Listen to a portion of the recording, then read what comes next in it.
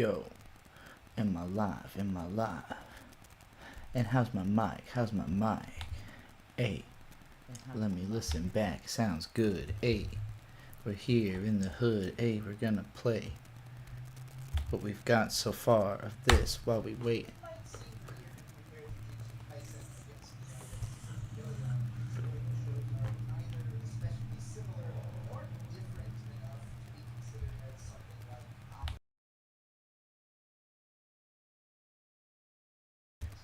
There's no audio coming from my desktop audio. Why is this?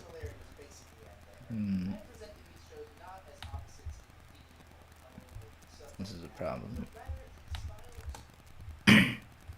I'm hearing it on my end, but it's saying that there's no desktop audio coming through.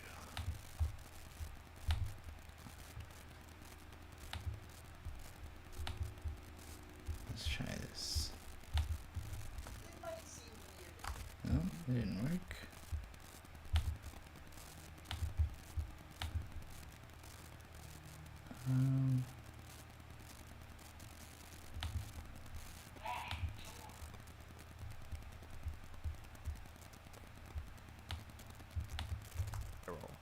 Okay, that's the problem. Alright, let's watch. We're gonna watch this little bit I did yesterday back while we wait for more people to show up.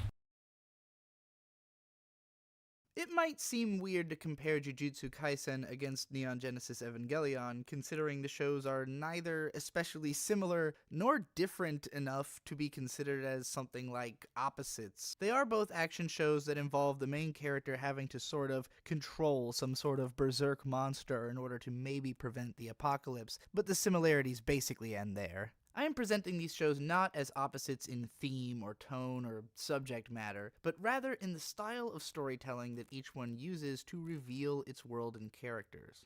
I don't know if these are necessarily the most perfect examples that I could have used to explain this whole idea. Maybe I could have found shows that seem more instinctively similar or dissimilar in other ways, but hopefully the point of choosing these two shows will become apparent once I start describing the ways in which these stories function. Making an extreme generalization, I think there are two shapes that a story can take: a circle or a spiral. And a spiraling story can either be presented as an inward spiral or an outward spiral. I'm going to explain all of this until it makes sense, I swear to your waifu. So Dan Harmon, who co-created Rick and Morty, created Community, was head writer on both of those shows. He popularized the idea of the story circle as a simplification of the concept of the hero's journey, which was famously conceived by Joseph Campbell in his book The Hero with a Thousand Faces. Story circles are founded in the historical sense of continued continuity, the idea that every story leads directly into another story, which inevitably hits many of the same beats as the previous story, because there's only so many ways that events can be structured to tell a naturally satisfying story. Circles of different sizes, sometimes with smaller circles inside of them, can be drawn around segments of larger stories to show the patterns of their author's thoughts every single time, often down to the page. Dan Harmon uses the circle as a shortcut to structuring episodes of TV shows.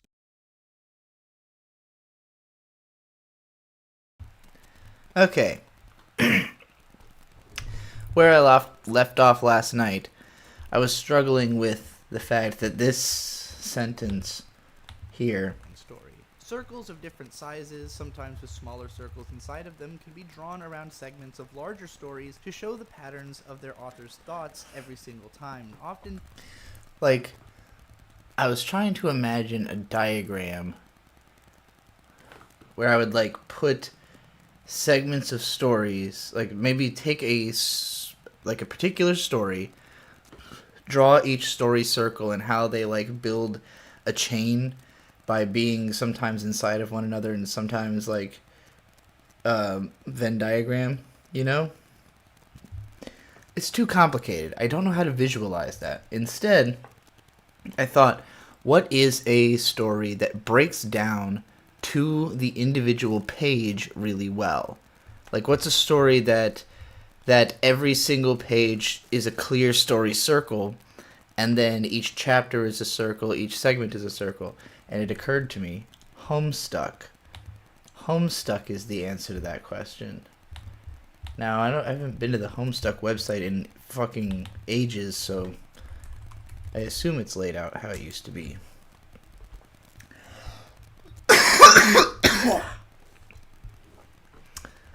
Okay, let's see here. We want... No, we don't want log. We want map. Alright. So... yeah, this is like a perfect example of what I'm talking about. Like, you can see, this is basically a list of story circles inside of story circles. So I think what's going to be the best way for me to capture this? Like,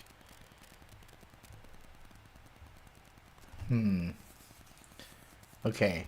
So I've currently accidentally had, when I hit start streaming, I have it set so it starts recording also, and I didn't actually want it to do that, but I'm glad that I had, because it reminded me that what I can do is make this full screen, do a recording locally of me scrolling through, end that recording without it affecting the stream, and then bring that recording into the edit. So that's what I'm going to do.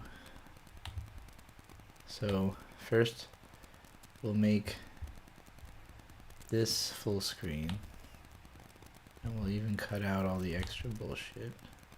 So I've just got a nice clean Homestuck layout, and then when image you go away. Alright, then I start recording, and I'm going to just slowly scroll down the page showing you the circles, and then we'll like zoom into a circle, and now we're on an individual page, you know. You can feel how each page basically has one complete idea. Sometimes it's a short idea, sometimes it could be up to a very, very long idea, but you know, this is a complete circle, and that's kind of what defines what is a page. Alright, anyway.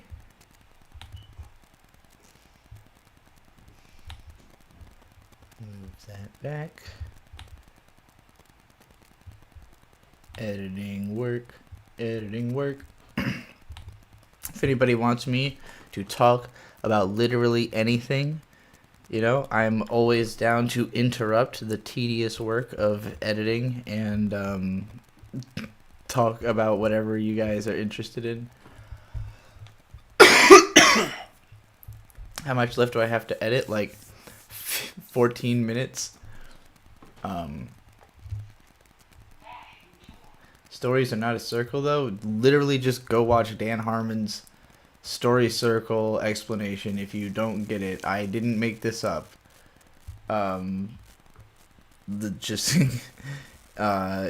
It's not only is it Dan Harmon's idea, but it's itself based on Joseph Campbell's. Here, let me play this back for you.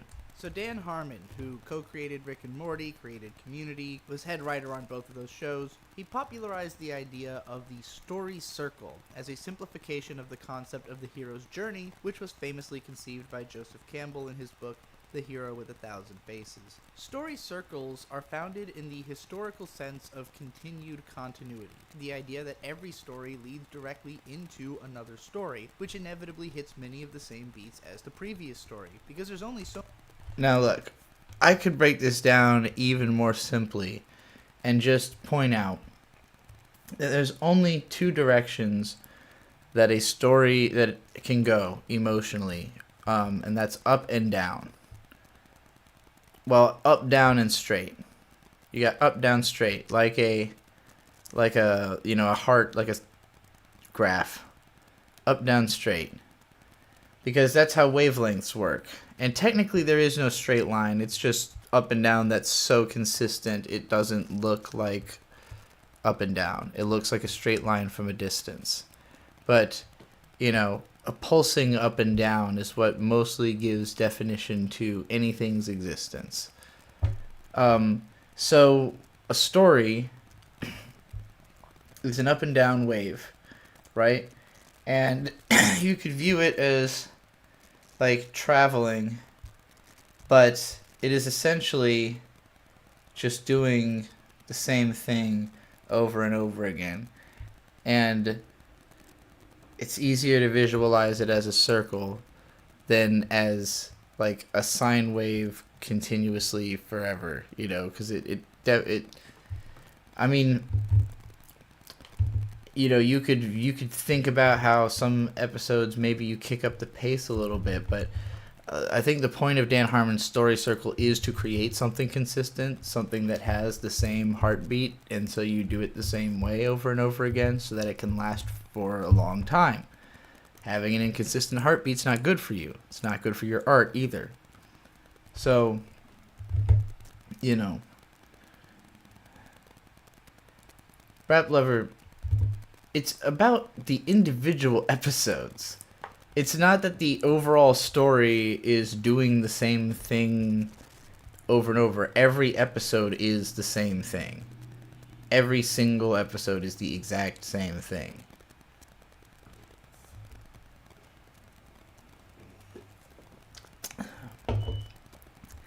So, like, oh man, I don't think I clipped this part. I was on one of my recent live streams just making fun of stories in general and fiction and how simple it all is. Rap Lover, I seem like a very literal person. I'll say that much. You seem like a very literal thinker. You might enjoy the Literal Thinkers videos. You should check them out. I think there's only one Literal Thinker video, but he did a video on She-Hulk I think you'd really appreciate.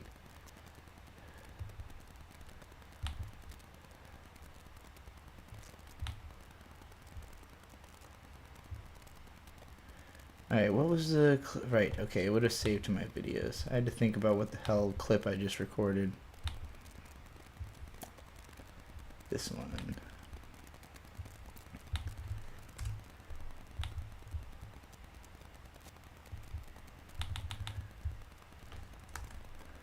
Circles of different sizes, sometimes with smaller circles inside of them, can be drawn around segments of large...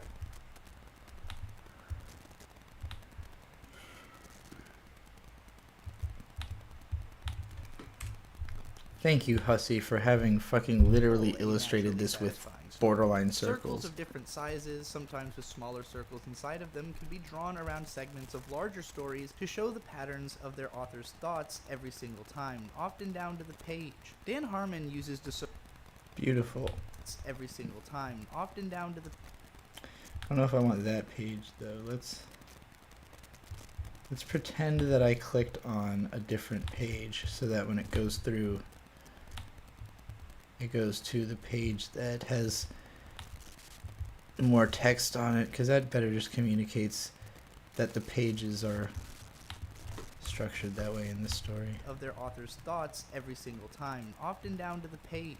Dan Harmon used... Yeah, I like that more. It's got more action. Often down to the page.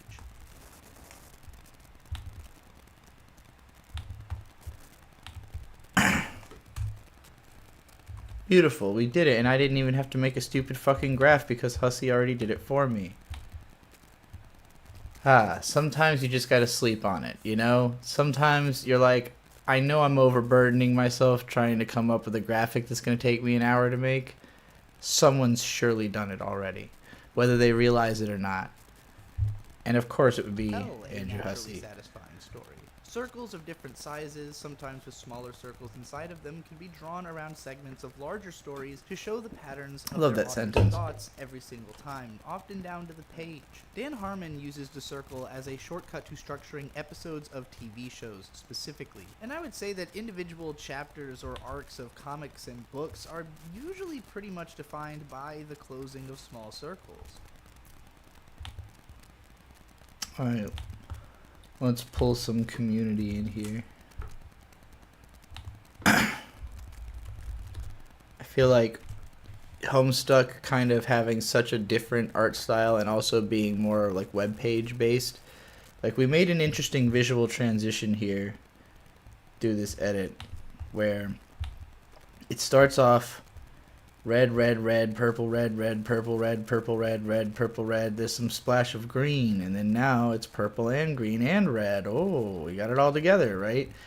Yeah, red, red, purple, red, green, purple, red, green, purple, red, green, green, purple, red, green, purple, red. Do this whole first paragraph. Then we switch paragraphs, and it's still red, purple, but then we slow fade into this graphic, right? So that gives me an opportunity to just totally change what we're doing. And it also sets up text, the expectation in your brain that there will be text in this video. Although it's obviously not something I'm asking you to pay too much attention to, you could pause here and find out what a story circle is if you wanted, because I'm not going to explain it in more depth than this in the video, but I showed it. So, we immediately go from there to a guy spiraling out. He's trying to hold all this in his brain, but the text keeps attacking, more text.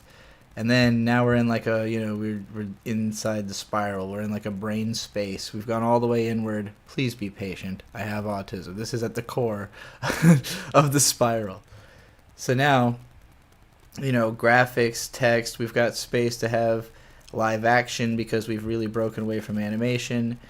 We cut into some really artsy animation, and then I used a visual motif to go across, totally across genres of animation, but to draw attention to the fact that the same type of circular imagery appears in things that seem instinctively very different, but it immediately feels cohesive as soon as you see that circle. As soon as Dinobot pulls out the circle, your brain goes like, what? Oh. What? Oh. Literally like that. And then, he tosses the thing aside, and it just kind of flies into the darkness, which is really weird. I know Megatron's about to emerge out of that darkness, but it creates this feeling like you've just kind of gone off, and now we're on a web page. And so this gives me, again, the opportunity to kind of throw anything at you because, like, nothing is comparable to Homestuck. We've gone so far. We keep basically going inward and outward with the imagery, like stuff that's relatable and then stuff that's, like, throws you for a loop. So that's the circle we're doing here. That is the story circle of this edit, on the smallest level. Noblesse oblige with $5. Hashtag war with Snob, hoping he strikes back soon. I mean, he made a video. It started with, I just said something nice about him, which is that he has more money than me, and that he could make a video talking about how he has more money than me. And then he made that video, and in that video, he's like, she threatened me. She said, I'm gonna kill you if you dead name me. And then he didn't dead name me, so why would I kill him? So he's acting like he's got some kind of legal case against me because I was going to kill him, even though he followed all the rules. So obviously, why would I? It doesn't make any sense. He's so up his own ass that he thinks I want to fly to fucking Greece to murder him. I don't want to go to Greece. Greece sucks. I've never heard anything good about Greece. That anime snob came from Greece. That doesn't seem like a pleasant place to me. It would be like the last stop in Europe I would ever make. And Europe's not even high on... No European nation is high on my list of places I want to go see. Japan...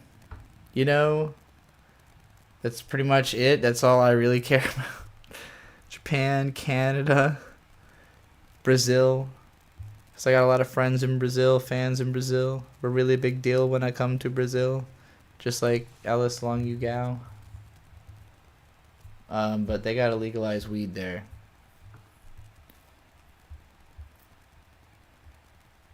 Snob is from Greece. You couldn't tell from... You couldn't tell from his accent? He is the most Grecian person that has ever existed. That enemy Snob, he sounds like olives and garlic from a distance.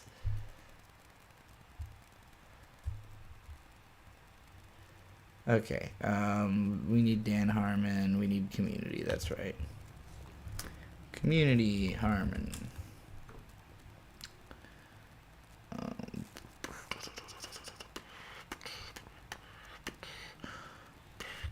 Actually, what else is in this clip? Because we've used some of this clip. But I don't want to... No, I don't want more... I don't want Rick and Morty. I want Community.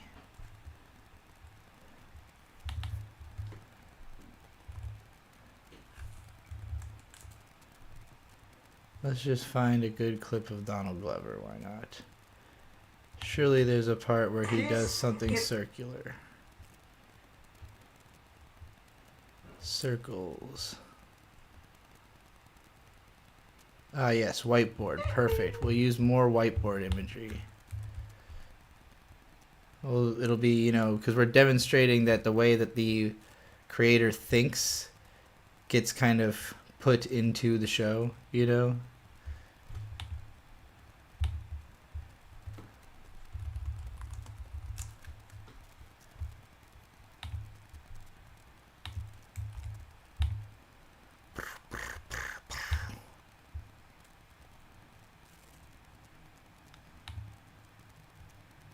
Let's go.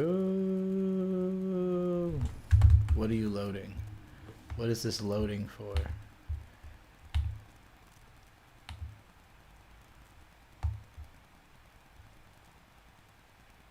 I don't know if it normally has to do that. That's taking too long. No, wave is no good. You mean, what are you? I don't remember this one.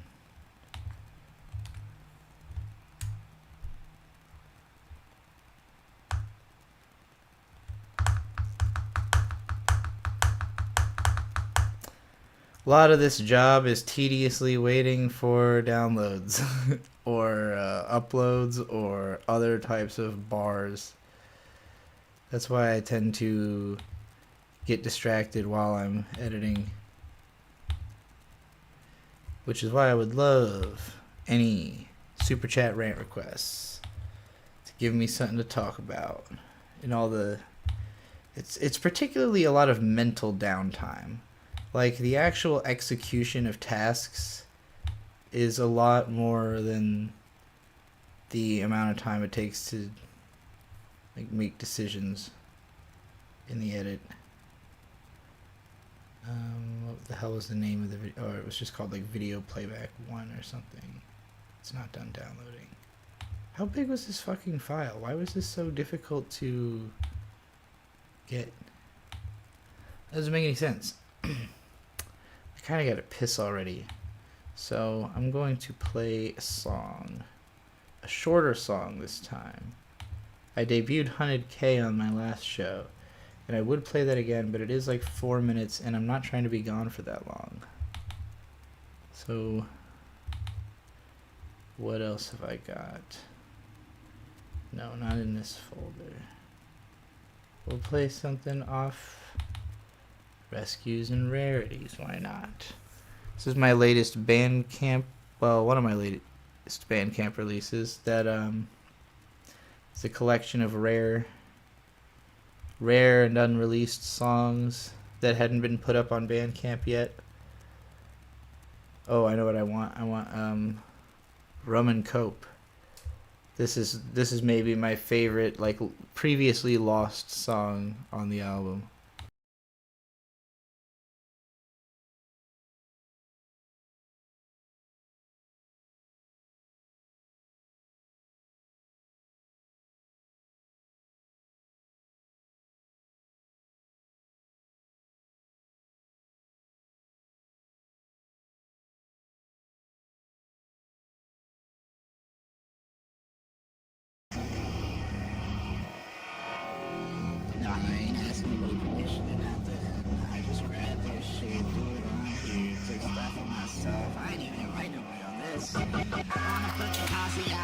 refuse to share the beat. Strange beneath conclusions you run to when you overthink. My beliefs bring me back to somebody I used to be. Rushing through the faces, wondering if any seems like me. I've never been a body, just the sum of what I've seen. I've been inhabiting myself now since transitioning, and it has been the kind of thing I can't relate to most people. While the ones who get it, not so hard the neck is so sweet. Okay, we get it, like you're so obsessed, like nothing else can matter. Now you shattered all of expectations, jumping off the ladder. Did you gather up enough brain matter to repair your stature, or do you feel comfier just eating shit down in the mire? Might as well retire if you're not feeling the fire. Wait a minute, what's the sound I'm hearing out the keyboard? It's the drumming of the fingers, sister, you must be bored. Not like you gon' see a penny rapping to a beatboard. Like, come on, rappers don't make money. Rum and gold, I'm heading to the coast. I'm taking off my clothes and following your ghost. I'm heading down the road, forgetting what I know, and I can get enough of the rum and coke. Rum and gold, I'm heading to the coast. I'm taking off my clothes and following your ghost. I'm heading down the road, forgetting what I know, and I can get enough of the rum and coke. Get enough of the rum and coke. I can get enough of the rum and coke. No, I can't get enough of the rum and coke. Still afloat somehow, no I don't know how, no I don't know how. Still afloat somehow, no I don't know how, no I don't know how. Still afloat somehow, no I don't know how, no I don't know how. Still afloat somehow, no I don't know how, no I don't know how.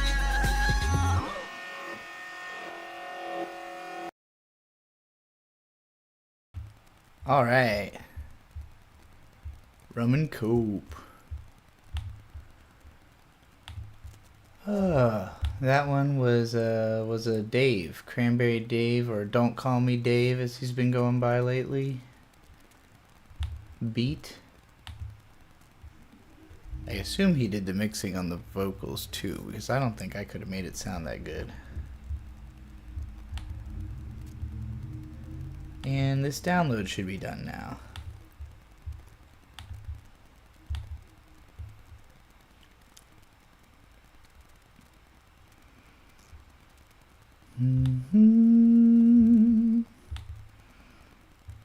Oh, weird, there was no sound on this. Alright, give me that whiteboard. Blackboard, actually.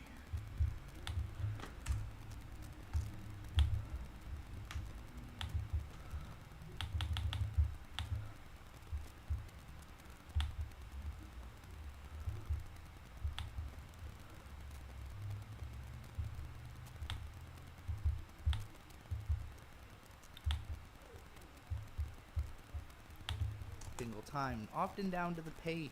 Dan Harmon uses the circle as a shortcut to structuring episodes of TV shows specifically. And I would say that individual chapters or arcs of comics shows specifically. And I would say that in shows specifically. That works. Well, actually, I kind of want to speed this up so I can get a little bit more of it in, and it'll look a little funnier too. Because I like him walking away from it. Down to the page. Dan Harmon uses... Wait, I didn't... Why did that... Oh, the cut's just really quick.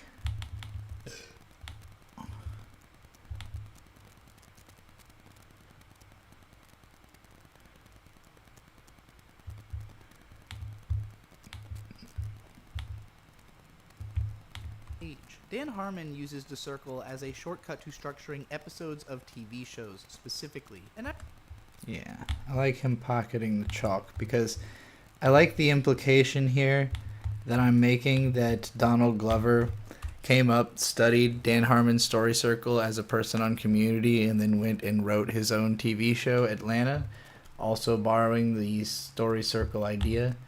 I don't know if people will pick up on all that without me having said all of that right here on the stream, but that's what this implies to me just by looking at it. Cosmic Blue with $5 says, got stuck listening to a old man tell me his pride/profit raising Fighting chickens. I'm tired of being patient with these morally superior boomers. Jesus Christ, fighting chickens. I didn't. Is that legal? Wherever you are, I don't think that's legal in most places, much less moral.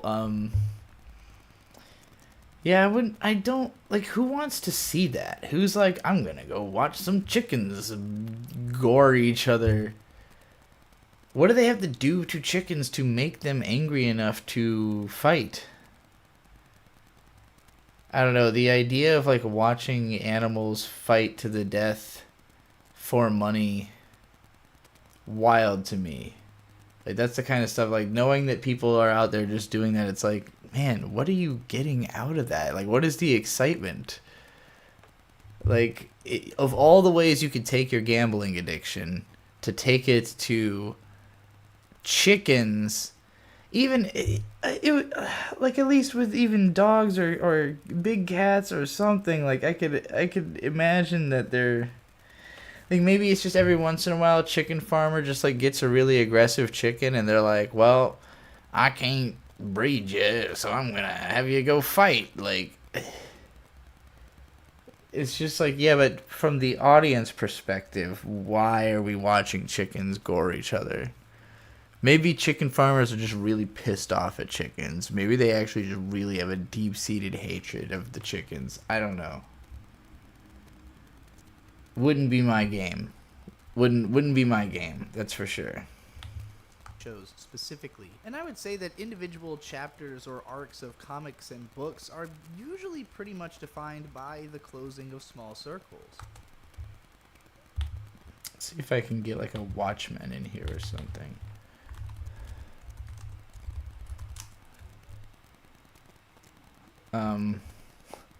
Well, okay, that's not what I expected. Watchmen, comic. I want like a page that feels, because like the way this comic is structured. Says that free will is an illusion. That a superhuman would actually. Man, This that's is silly. a little too edited. Maybe this is a bad example. Well, actually, let's just try the first page.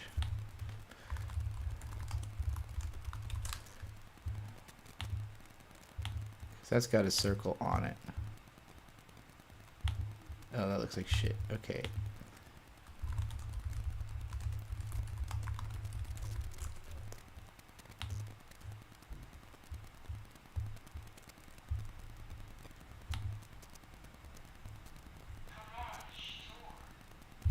I hate when it's not by default on all pages. Can I save this? I can't. So instead we're going to zoom out.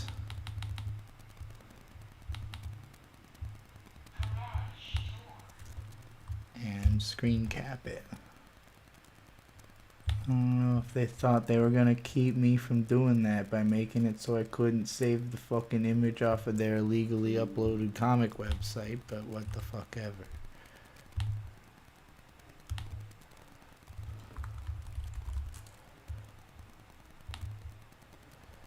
Okay. Surprised they didn't watermark it like MangaFire does. Alright. Let's get that image in here. And then... Nope, I always fuck that up. I want the zoom by X.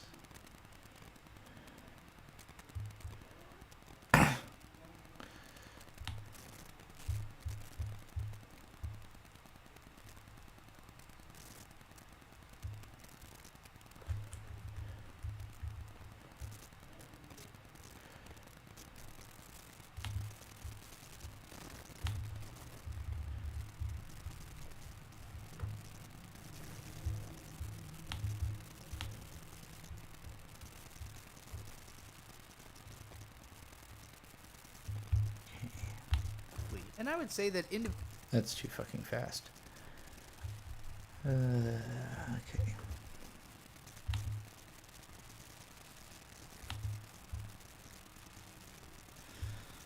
I still want it to reach the same place at the end, but the start. God damn. I want this one to start from like with just a circle visible. Caught me mid-thought at quarter paragraph. Of TV shows specifically. And I would say that individual chapter I don't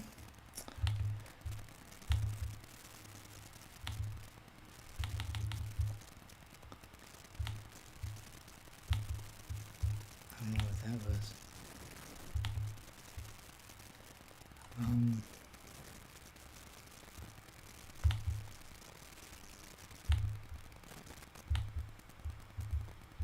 specifically. And I would say that individual chapters or arcs of comic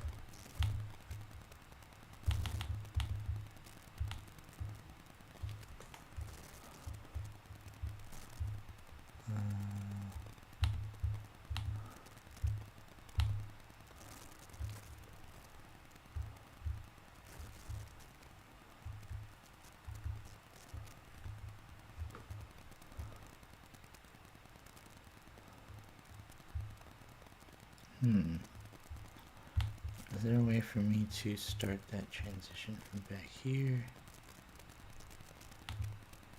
Seems like yes. Okay, cool.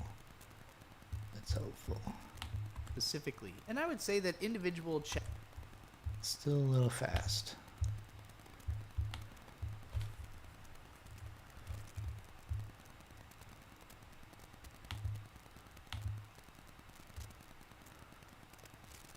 Let's see what this does. specifically. And I would say that individual chapters or arcs of Yeah, comics that and seems books are fine. usually Okay. as a shortcut to structuring episodes of TV shows specifically. And I would say that individual chapters or arcs of comics and books are usually pretty much defined by the closing of small circles. You know what? I had more space there than I realized to just... I didn't realize that I was not quite at the end of the sentence. I had just kind of left the image at default length. I hadn't actually matched it. So let's go ahead and erase that and put it at the end of this, and now it will really be at a better speed.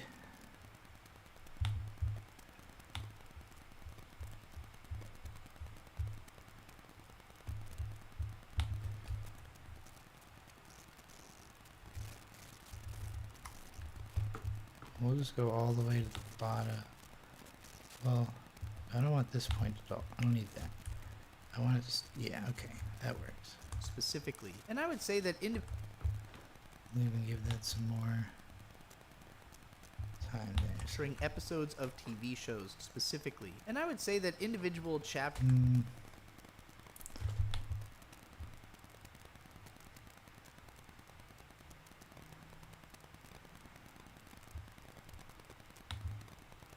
shows specifically. And I would say that individual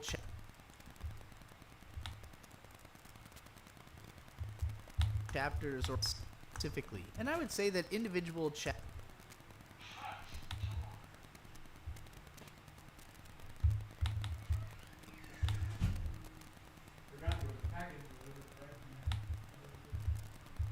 those specifically. And I would say that individual It's just a little weird that he turns his head like that right at the end and then it's over. I don't know if I can go farther without showing a different say clip. that individual It just feels like he disappears, like he just blinks out of existence right at the end there. and I would say that individual chapter But I also don't want it to show the next clip. Hopefully you're just paying more attention to the shows comic panel by specifically. then. And I would say that individual chapters or arcs of comics and books are usually pretty much defined by the closing of small circles. However, there are ways to build your story circle Sure, okay, whatever. You know what? A small circle, a small yellow circle There's slowly only so many ways disappears. that I'm events okay with can it. be structured to tell a naturally satisfying story. Circles of different sizes, sometimes with smaller circles inside of them, can be drawn around segments of larger I just stories to noticed show the when I'm sizes- saying smaller circles inside of them, there's like an 8-ball with sometimes with smaller circles inside the of little them, eight can be ball. drawn around segments of larger stories to show the patterns of their author's thoughts every single time, often down to the page. Dan Harmon uses the circle as a shortcut to structuring episodes of TV shows specifically, and I would say that individual chapters or arcs of comics and books are usually pretty much defined by the closing of small circles. However, Yeah, I'm alright with that. It's not the most obviously good edit in this video so far, but I think it's fine. there are ways to build your story circles such that the greater sensation of the story is not that of one gigantic circle full of smaller circles, but instead of an oblong spiral moving inward toward singularity or outward toward infinity. Other than the part that I figured out that I could use Homestuck for, this is the other sentence I was the most afraid of having to visualize in this video. I have no idea how to demonstrate this without drawing some kind of awful graph or reusing Homestuck. Let me try to think of another However, one. there are ways to build your story circles such that the greater sensation of the story is not that of one gigantic circle full of smaller circles, but instead of an oblong spiral moving inward towards... Well, okay, first we got to think about the big gigantic circle full of smaller circles. Can anybody think of a great clip? It could be any piece of media. We're following up a Watchmen page, so it could be literally anything, preferably video. No more static imagery. Any video clip that demonstrates a big circle full of smaller circles. I'll play it again. However, there are ways to build your story circles such that the greater sensation of the story is not that of one gigantic circle full of smaller circles, but Just gigantic circle full of smaller circles. If anybody has a great idea for that, pitch it to me now. I took a lot of great ideas up to this point to make this edit possible.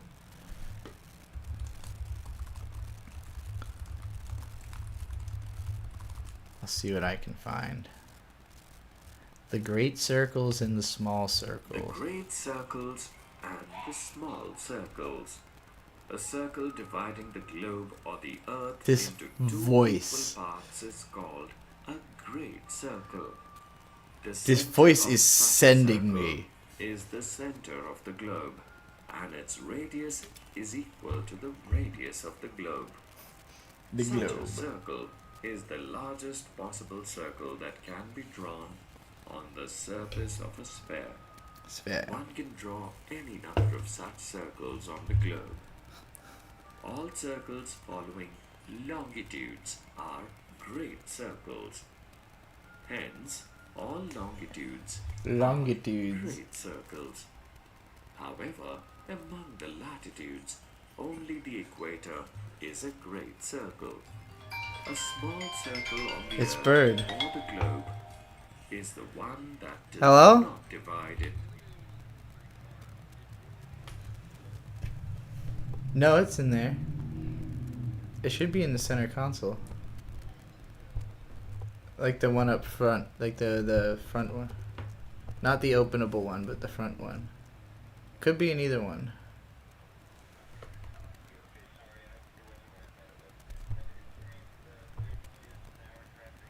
Oh, Jesus Christ. Yeah, well, see you later.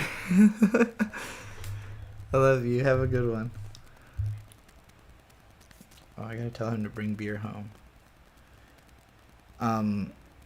Every day the bridge is fucked here, and so today he's just gonna hang out at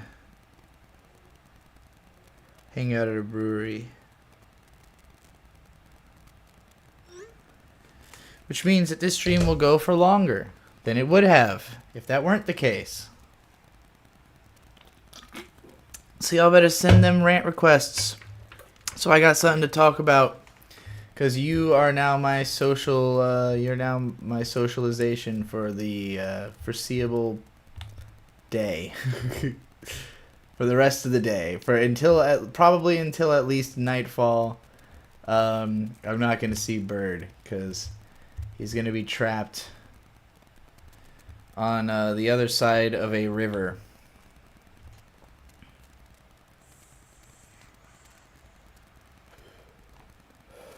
Alright.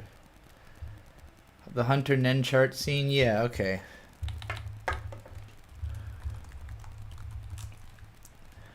I like the idea of continuing on the chart. Oh god, I didn't realize there would be so many people.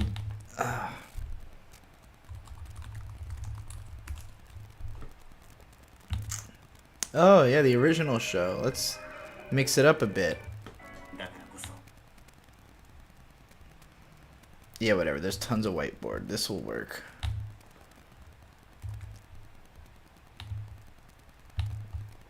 Great suggestion. Thank you.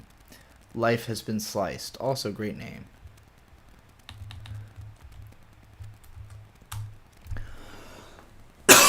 Shaq with Canadian $2. How old are you and Bird? I am going to be 33 on August 8th. And Bird is going to be 20... Wait, he's born in 99.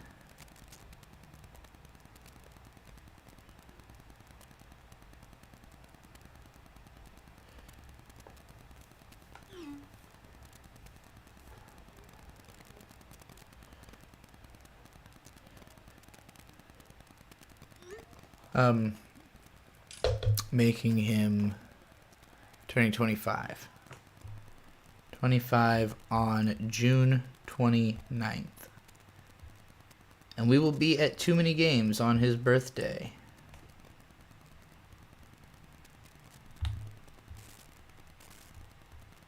He was just texting me to let me know that I removed, because I cleared out all of the laundry out of the car, I removed any shirts he had that were not his work clothes with which to go to the bar. So now he has to wear a jacket, and it's 89 degrees outside.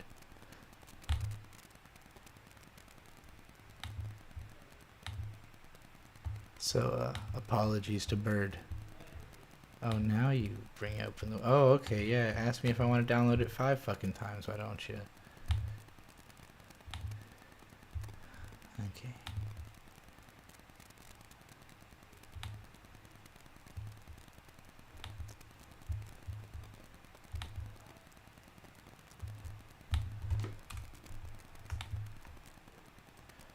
I definitely don't want the subtitles. So we're going to crop in on this. I didn't want to crop in. Well, I don't know. That looks shitty. However, there are ways to build your story circles such that the greater sensation of the story is not that of one gigantic circle full of smaller circles, but instead of an oblong spiral circles. I mean, the footage is perfect. It's just that it's got subtitles. And I don't want to have to go track this down to find a version without subtitles. But I also don't want to zoom in and make the footage look worse. Do you think that the subtitles are too distracting? Oops.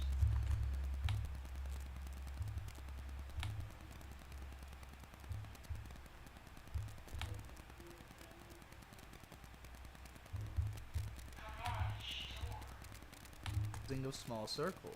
However, there are ways to build your story circles such that the greater sensation of the story is not that of one that's definitely gigantic better. circle full of smaller circles, but instead of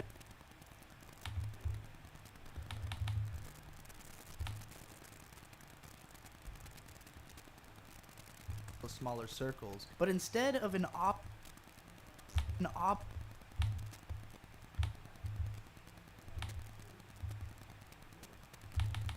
Much as I hate to crop it, at least I didn't crop it all the way, so... defined by the closing of small circles. However, there are ways to build your story circles such that the greater sensation of the story is not that of one gigantic circle full of smaller circles, but instead of an oblong spiral moving inward toward singularity or outward toward infinity. Now, some of you Alright, might now be we need thinking, an oblong spiral moving inwards towards singularity or outwards towards infinity. So in other words, a Fibonacci spiral, preferably one that could be interpreted inward or outward, or two different ones that are obviously inward or outward. I task myself with the stupidest things in my scripts. I'm just like, yeah, let me write the floweriest language I can, and then we'll figure out how I'm gonna visualize that later.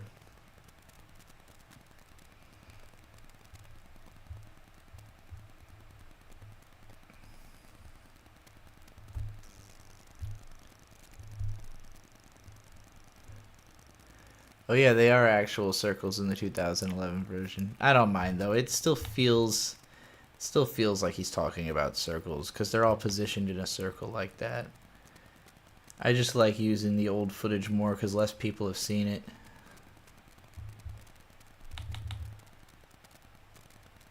But now I need some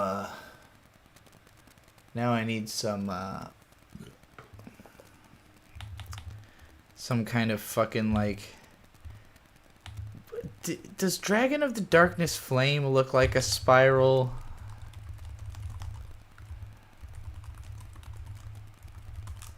Let's see the movie version. Where's the... Yeah.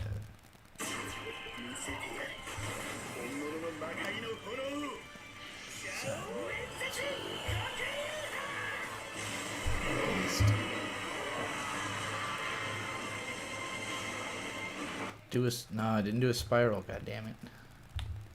Also, that was not the right OVA.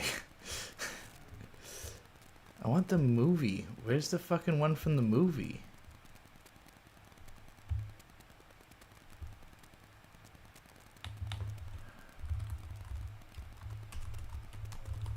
Or is that a different attack?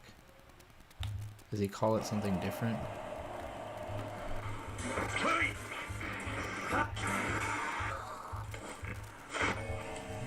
in that fight. I know he uses the fucking move. All Dragon of the Darkness Flame attacks. What is this music? Oh, okay, it's from the show. Still, I don't want to get copyrighted. Alright, do you have the one from the movie, though?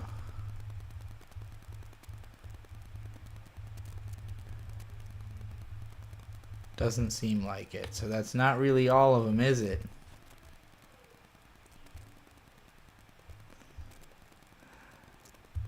Well, here appears to be the entire movie with an English dub. So... gotta be in here somewhere.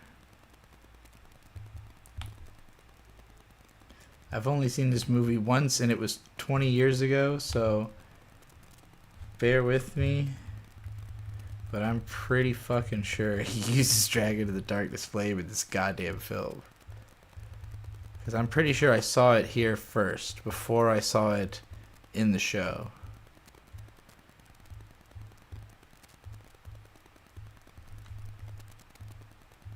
What is this crazy shit? Okay, that's not it. When the fuck? Must be late game. I thought it was a little earlier.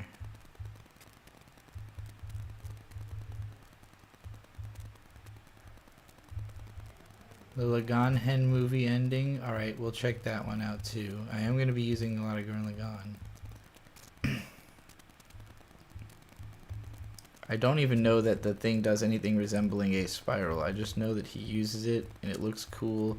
And it's like a serpentine, you know, moving thing. Also, I just kind of want to see it again. Yeah, here we go. Dragon of the motherfucking Darkness Flame.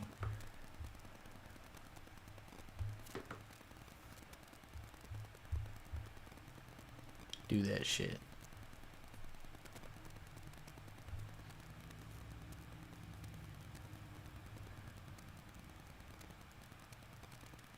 it's almost kind of like they're spiraling, not quite. They're twisting, they're turning. That's I mean, it would be a cool visual at the very least, I think. How do I have to find the entire movie to find this clip? How is this not a clip that is all over YouTube, like every other Dragon of the Darkness Flame attack? Looks fucking awesome. Eat that guy. Get wrecked. Look at that. It broke the whole... It's like fucking Akira level destruction going on here. It literally is very, very Akira-esque. I probably saw this movie before Akira. Wild shit.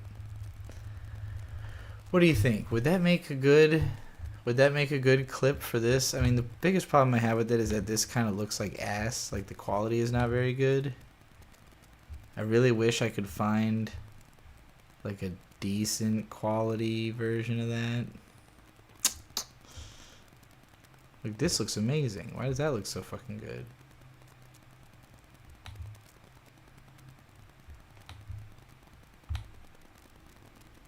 And the show, it never really does anything as spirally. Alright, let's try that. Let's see that Lagan Hen ending. No, not the song, you motherfucker.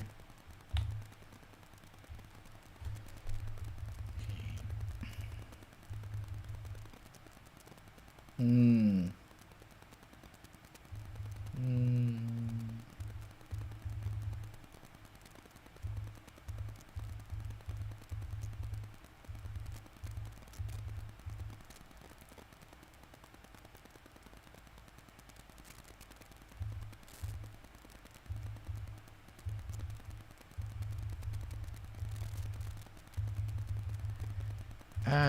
Well, I mean, some of this imagery I'm going to be using in the part where I talk about Gurren Lagann, but none of it really matches what I'm talking about.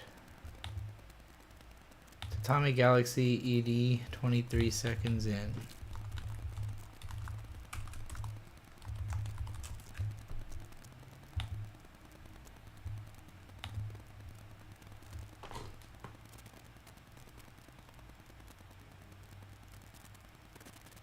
Yes, yes. Perfect. Thank you. Thank you, Last Esses. That is exactly what we need.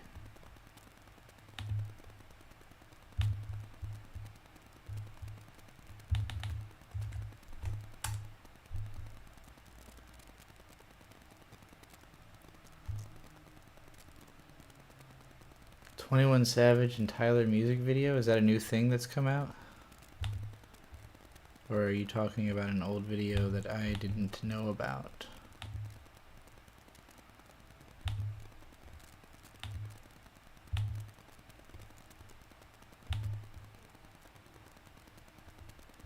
Hey, we've got a Canadian $5 super chat from Shaq. Thank you very much. "Trying to fund your Japan trip, slowly but surely. You guys will like it way more than you think. I'm finishing school, then moving in with my girlfriend in Japan.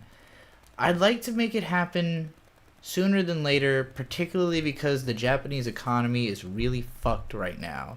The American dollar can carry you a lot farther than it can in most places.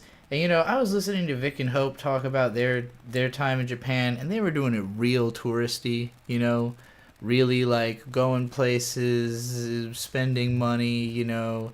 And I was thinking, like, if Bird and I go to Japan, we're gonna be trying to backpack in the fucking mountains, you know, like we're gonna be out there like camping and shit and living real cheap and like, you know, not being like tourists about it. So I would want to be there for a while. Like, I would think, because I can broadcast this job from basically anywhere that's got coverage, there's no reason I couldn't do the streaming full time in Japan. You know, Bird would have to take a long vacation. I would say probably 2 weeks is the most reasonable we could expect. So maybe next year, we'll try to, if we can get a 2-week vacation time to go just like backpack in Japan, I think that would be really sick.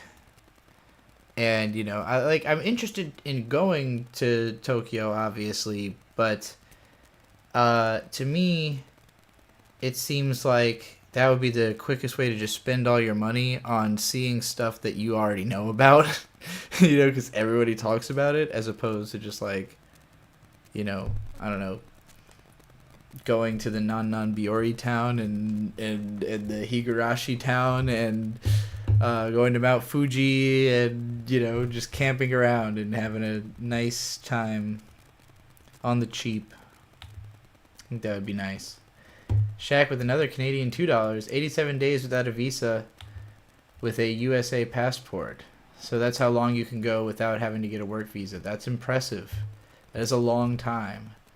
I got in trouble when I went to the Philippines because when I got there, I told them I was going to be there for a month. I hadn't looked into this at all.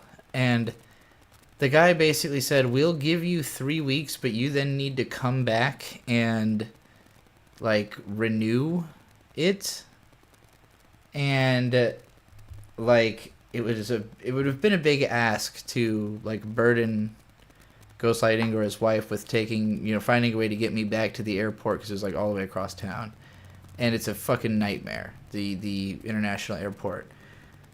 So I guess I just kind of blew this off, and then when the day I was leaving, they're like, oh, we're charging you a big ass fine for the extra week that you stayed. Very arbitrary, but whatever. I traded my money.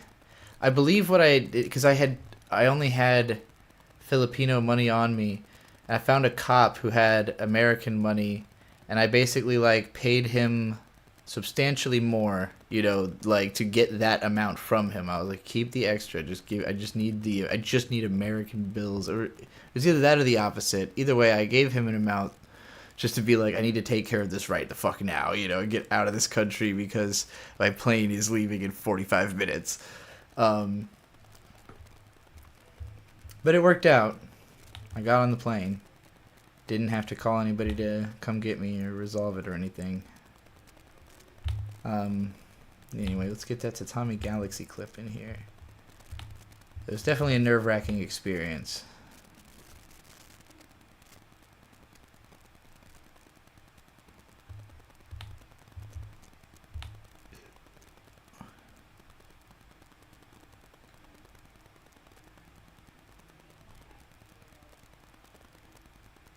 I think when I had first gotten like they had just been suspicious of me, of like how or why I would be there without being there for work. Like, how can you be here for a month if you don't have a job to do here? And I was like, well, I've just showed up with money. Like, I showed up with a couple $1,000s to carry me.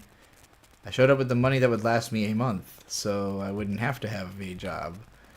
But, they just didn't trust like that, I guess.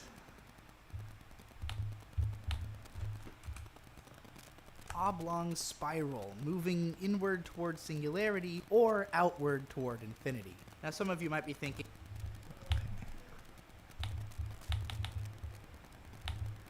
or outward toward infinity. The best thing about using this clip is that the way that the blocks all kind of shift and move makes it feel like you can't tell if it's going inward or outward.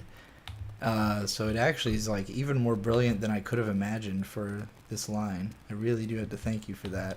Circles, but instead of an oblong spiral, moving inward toward singularity or outward toward infinity. Now, some of you might be thinking a spiral is a spiral. It can't be an inward or an outward spiral. It's a matter of perspective, which is true. So it's important. Okay, so how do we represent you, the audience, saying?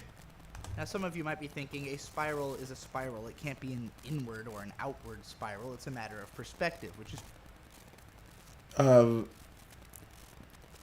This is a reference to an A-press as an A-press, in case you were wondering. The rant from that classic Pan and Coic video. Another $5 Canadian from Shaq. Thank you, Shaq. Then you really putting it out there today. really powering the whole stream today. The trick is to always tell them 3 months, and they'll direct you to a visa office. Works in most places. Get a visa though; it's easy and it lets you stay long. Well, yeah, I wish I had known that then. I was 19. I had never traveled anywhere, much less internationally. I truly was in over my head. I'm amazed. I'm actually amazed. I mean, I spent a lot of time just kind of hanging out in the house, being like too nervous to go out because I struggled to learn any Tagalog, and most people don't speak English there, so I was pretty afraid of like going out on my own, you know. But yeah, I'm glad I had the experience. It opened me up a lot to, you know, being willing to travel later on in life, but it took a while before I actually started like doing that more. And now I do it mostly by car. I just said I was 19. Maybe you typed that before I said it. That was a complete shut-in. Like a total hikikomori. From like 14 to 19, I fucking hardly did shit, you know? My friends would come over to my house, so it's not like I was totally alone. And occasionally I went over to other friends' houses, but like, you know, mostly we spent our time indoors. My friends were never people who wanted to like go out and do things. We hung out indoors and played video games and watched anime and listened to music, you know.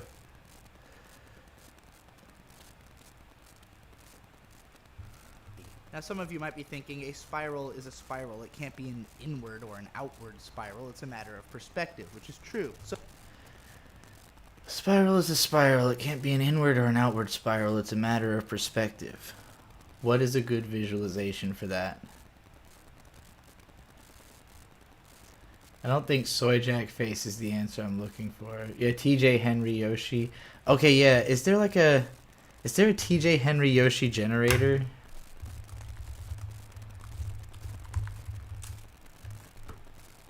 Oh my god, there is. Well, I don't just want his head. Where's the...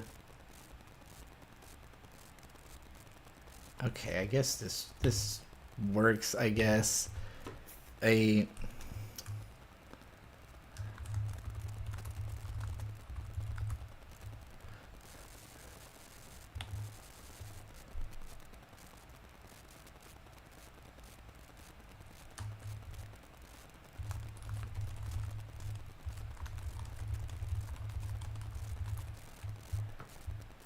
Yeah, this will make it so it's clear why the line is in the video. At least to people who get the reference. Shaq with another Canadian $5. I want to go to the Philippines so bad, but my GF only wants to go to Europe and the Caribbean. Got to get her out of the basic Nadeshko life. Just make her understand how cheap it is. You could be in a hotel for a whole month on like $300-500, you know, like spend $1,000 for something nice for like a month. You could be there, you know. You could be, I mean, it depends on if you're trying to eat, like, if you eat the same American food that you eat back at home, it's going to cost the same amount of American dollar by convergence, pretty much, maybe a little bit cheaper. But like if you're eating food from there, it's all substantially cheaper than that, you know. Public transit is super cheap and everywhere, you know, if you want to ride in a jeepney or whatever. It's not a first world country, and you can't do drugs. But if that's not a deal breaker, you know, I probably wouldn't go there without knowing someone there. You know, I wouldn't want to just go there on a whim because, again, very few people speak English at all. They definitely don't expect to see white people there, except for business people. But if you have friends there, you know, I knew a bunch of anime bloggers from the Philippines. It wasn't just Ghost Lightning. Like, I hung out with a bunch of people. We all met at, like, a toy convention and stuff. And, you know, like, it wasn't like I was just going off to meet some stranger by himself in this, picked a country at random. It's like, no, I have a bunch of buddies over there. I'm going to go see all my buddies. Now, some of you might be thinking a spiral. Right, okay. Henry T.J. Yoshi. So if anybody doesn't understand this joke, which I'm sure most people don't, there's this video called, what is the fucking level? It's like Watch Out for Deadly Rocks in 0.5 A presses by a guy called Pan and Koic, and it's about Super Mario 64 and the ability to beat this one level only ever pressing down on the A button but never actually having to let go of it, and therefore it's half of an A press, because technically those are two different actions. They're registered by the game as two different actions. So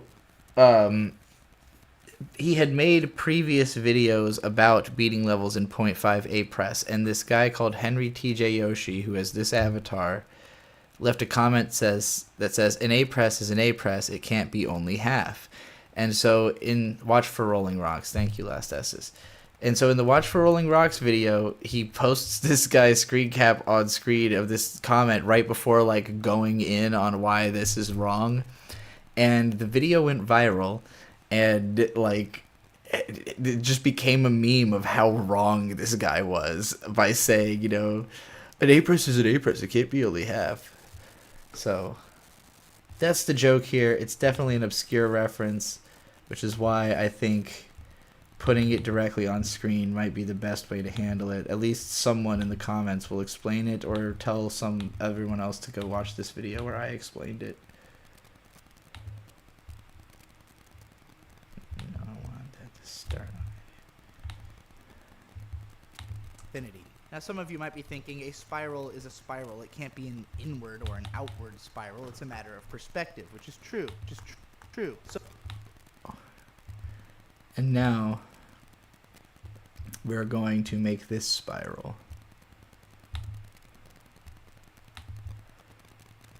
So let's rotation angle.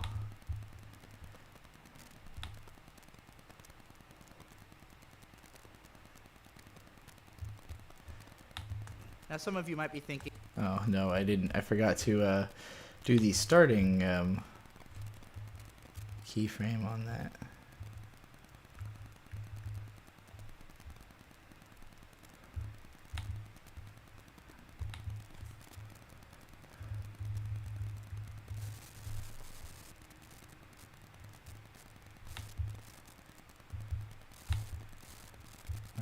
Word toward infinity.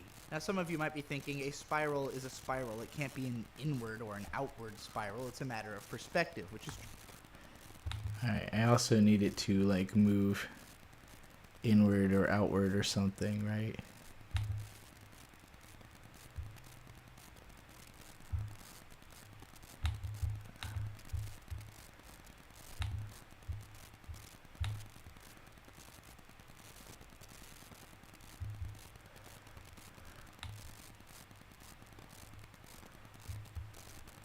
infinity. Now, some of you might be thinking a spiral is a spiral. It can't be an inward or an outward spiral. It's a matter of perspective, which is true. So it's or outward toward infinity.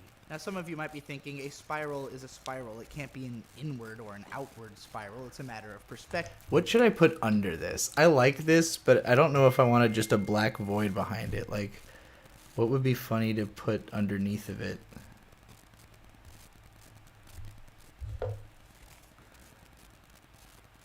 There's a weird crackling sound on my stream. Let me listen to it, see what it sounds like. There's a weird crackling sound on my stream. Crackle, crackle, crackle. Crackle, crackle, crackle. Crackle. Crackling, crackling. I'm crackling it up. I'm gonna crackle in my snackle. I'm not hearing it. Maybe, is it a rare thing? I'm gonna crackle in my snackle. I'm not hearing it. Maybe if you're on headphones, maybe it's something I can't hear because I'm not on headphones. Idion clip, the Idion Twitter clip. Okay, yeah. I can put that underneath of it.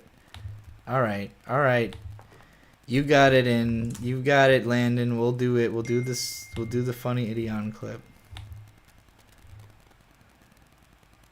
It's consistently going. I'm not on headphones. Why am I not hearing it? It's going on for days now. Yeah, people have been complaining about there being audio crackle every time I use this microphone. I'm just going to change some settings and see if anything helps. Every time I check it, I don't hear it myself. But maybe it's... I don't know. I don't know what the fucking problem is. I hate having audio issues. It's the worst. It makes me feel like the video becomes immediately unwatchable, in perpetuity. Which is not a good state for video. What is this person talking about? Oh, the Sonichu medallion. Yeah, I probably should destroy it. But it's worth too much money. And right now the person holding on to it is... Oh, right, I'm here to find the fucking... Every time I come to Twitter to actually look for something, I immediately get hugely distracted by everything else that's on Twitter. This is what I want.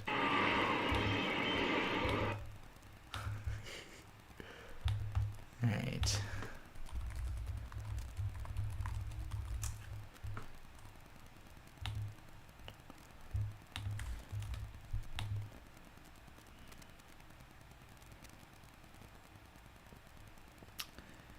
Give me that. Give me that. Give me that. Give me that. Give me that. Shaq with another Canadian $5. Rolling in it today. My girlfriend thinks the Pinoys will be racist towards her, but I'm telling her as a black and Asian couple, Eastern Europe will be much worse. The Pinoy, if they are racist to you, you are not going to be able to tell because it's not going to be in English. And more likely, they will be racistly ingratiating to you because they will assume you have money. If you're an American tourist in the Philippines, they're going to assume that you have money. Also, just like it's a place where these, like if you're talking about like service workers and stuff, they are just unbelievably good there. Because that's like a higher level job than like just like in if you were to go to the mall and go to like a McDonald's in the mall at like a decent mall oh, what the fuck is that one called? I spend a lot of time in malls in Manila because there's a bunch of these gigantic SM malls. So you got the Mega Mall, there's Shangri-La, that's the nicer one, and the one up in the northern part that's really crazy, ridiculously massive. But like if you go to one of these malls and you go to like a American restaurant, the person who is serving you is going to be like somebody with a degree in English, like somebody who's like really trying. They don't do tips there. You get like full waiting service and people are just paid like it's like just a decent paying job in that economy to be a waiter, So like they're going to be more so of the perspective of like, oh, we're going to treat this person well and hope to get, hope to prove that that our country is cool. You also get a lot of that like CDs, DVDs kind of shit out in the streets, people trying to sell you shit. But, I never experienced any negative racism when I was there, but again, I don't speak the language, so it's hard to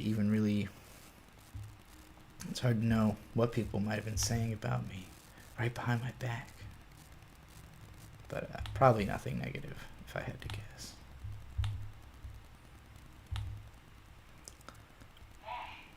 Unless they were talking shit about my long hair, maybe. Alright.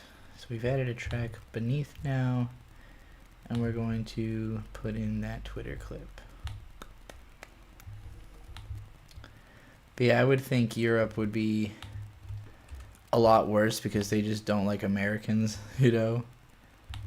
And they can speak your language so they can harass you about it. Like, They can other you while being just like you. They can know exactly what they have to say to make you upset. Like somebody who doesn't really conceive of your existence, like it just is like mystified. You know, they're like, "What the fuck? How is there a white person here? How is that's just like I've never seen one before." You know, if you go to a place where like they're used to foreigners and they have an opinion about them, you know, I feel like you get it worse. toward infinity. Now, some of you might be thinking a spiral is a spiral. It can't be an inward or an outward spiral. It's a matter of perspective, which is true. So it's important that That works really well. Yeah, we're going with that. Kind of cut off a little early on the word true there, though.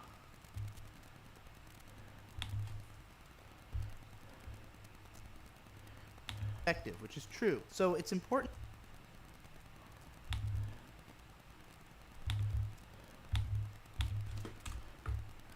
So it's important that we consider the perspectives of the characters and of the audience in determining whether a story is following a spiral inward or outward, word toward infinity. Now, some of you might be thinking a spiral is a spiral. It can't be an inward or an outward spiral. It's a matter of perspective, which is true. So it's That's fun. All right. true. So it's important that we consider the perspectives of the characters and of the audience in determining whether a story is following a spiral inward or outward. It's important that we determine the perspective of the characters and the audience when determining if a story is following the spiral inward or outward. So we just need first-person perspective. Anybody know a good first-person perspective anime clip? Or something that Whether a story is following a spiral inward or outward. Characters and of the characters communicates character's perspective and audience perspective would also be good. I'm going to play back a little bit while we think about this. We'll go back to, we'll start from the Dan Harmon section. co-created Rick and Morty, created Community, was head writer on both of those shows. He popularized the idea of the story circle as a simplification of the concept of the hero's journey, which was famously conceived by Joseph Campbell in his book The Hero with 1,000 Faces. Story circles are founded in the historical sense of continued continuity, the idea that every story leads directly into another story, which inevitably hits many of the same beats as the previous story, because there's only so many ways that events can be structured to tell a naturally satisfying story. Circles of different sizes, sometimes with smaller circles inside of them, can be drawn around segments of larger stories to show the patterns of their author's thoughts every single time, often down to the page. Dan Harmon uses the circle as a shortcut to structuring episodes of TV shows specifically, and I would say that individual chapters or arcs of comics and books are usually pretty much defined by the closing of small circles. However, there are ways to build your story circles such that the greater sensation of the story is not that of one gigantic circle full of smaller circles, but instead of an oblong spiral moving inward toward singularity or outward toward infinity. Now, some of you might be thinking a spiral is a spiral. It can't be an inward or an outward spiral. It's a matter of perspective, which is true. So it's important. All right, that's great. The Yoshi clip made me laugh. Like I'd already forgotten it was coming, and so it got me. Shinji looking at his hands. It's a little overused. Mob Psycho 102. Maybe that might be good.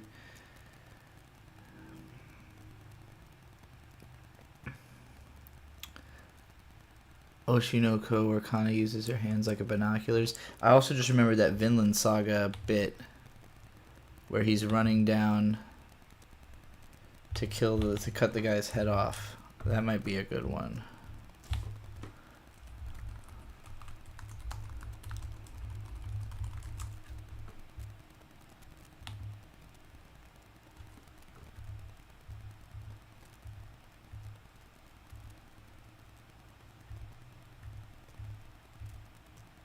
Yeah, this bit. Yeah, it goes on long enough. I say we should use this. It's a funny context for it to show up in. I don't want Twitter downloader.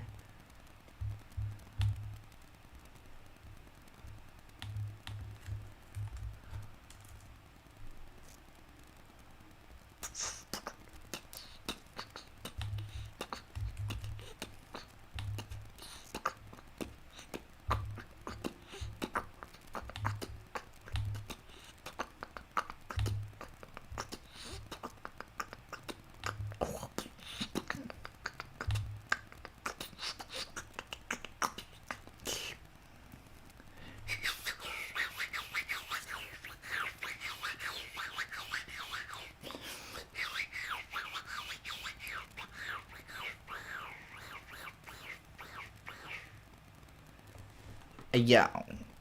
Yo. Yo.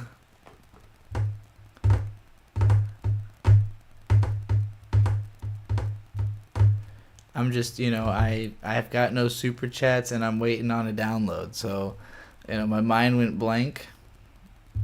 Normally I'd be listening to someone else's stream or like music or something while I do this. You know, when I have something to talk about, there's that, but I'm so concentrated on the edit that it's hard for me to have like unique original ideas like I would if I was just walking around the woods.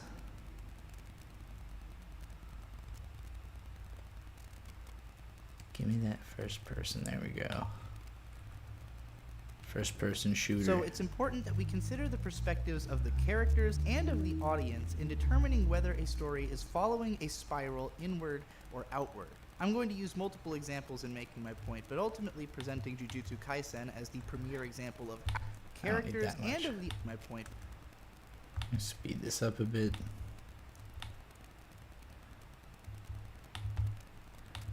Which is true. So it's important that we consider the perspectives of the characters and of the audience in determining whether a story is following a spiral inward or outward. Perfect. It even looks like he kind of does a Fibonacci spiral with his head there. Like the arc of that is astoundingly close to the kind of spiral we're looking for, right? Let's watch that again. It was way more satisfying than I expected. But instead of an oblong spiral moving inward toward singularity or outward toward infinity. Now some of you might be thinking a spiral is a spiral. It can't be an inward or an outward spiral. It's a matter of perspective, which is true. So it's important that we consider the perspectives of the characters and of the audience in determining whether a story is following a spiral inward or outward. I'm going to use that's so satisfying. Wow, I did not expect that to work so fucking well. Oh my gosh, wasting my nothing with $5 says, I had a manic episode, got hospitalized, put on meds, I'm traumatized by how I acted, I have no idea who I am and can't work hard, should I kill myself? No. No, you should not do that. You should not do that. You should talk to as many people as you can about those feelings. There are people who think about who would be upset. And if you would rather, I don't know, man. I don't want to speak on your life because I don't know what's going on in your life. But, to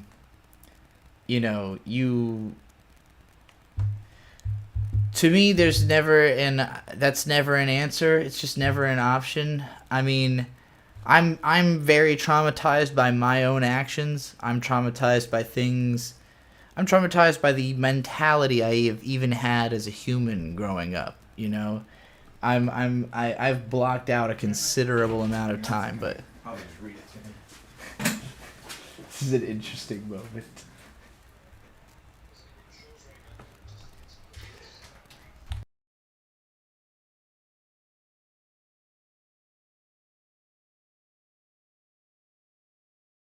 It might seem weird to compare Jujutsu Kaisen against Neon Genesis Evangelion, considering the shows are neither especially similar nor different enough to be considered as something like opposites. They are both action shows that involve the main character having to sort of control some sort of berserk monster in order to maybe prevent the apocalypse, but the similarities basically end there. I am presenting these shows not as opposites in theme or tone or subject matter, but rather in the style of storytelling that each one uses to reveal its world and characters.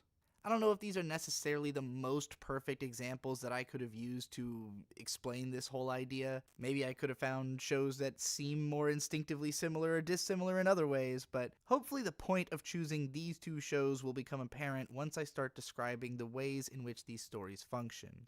Making an extreme generalization, I think there are two shapes that a story can take.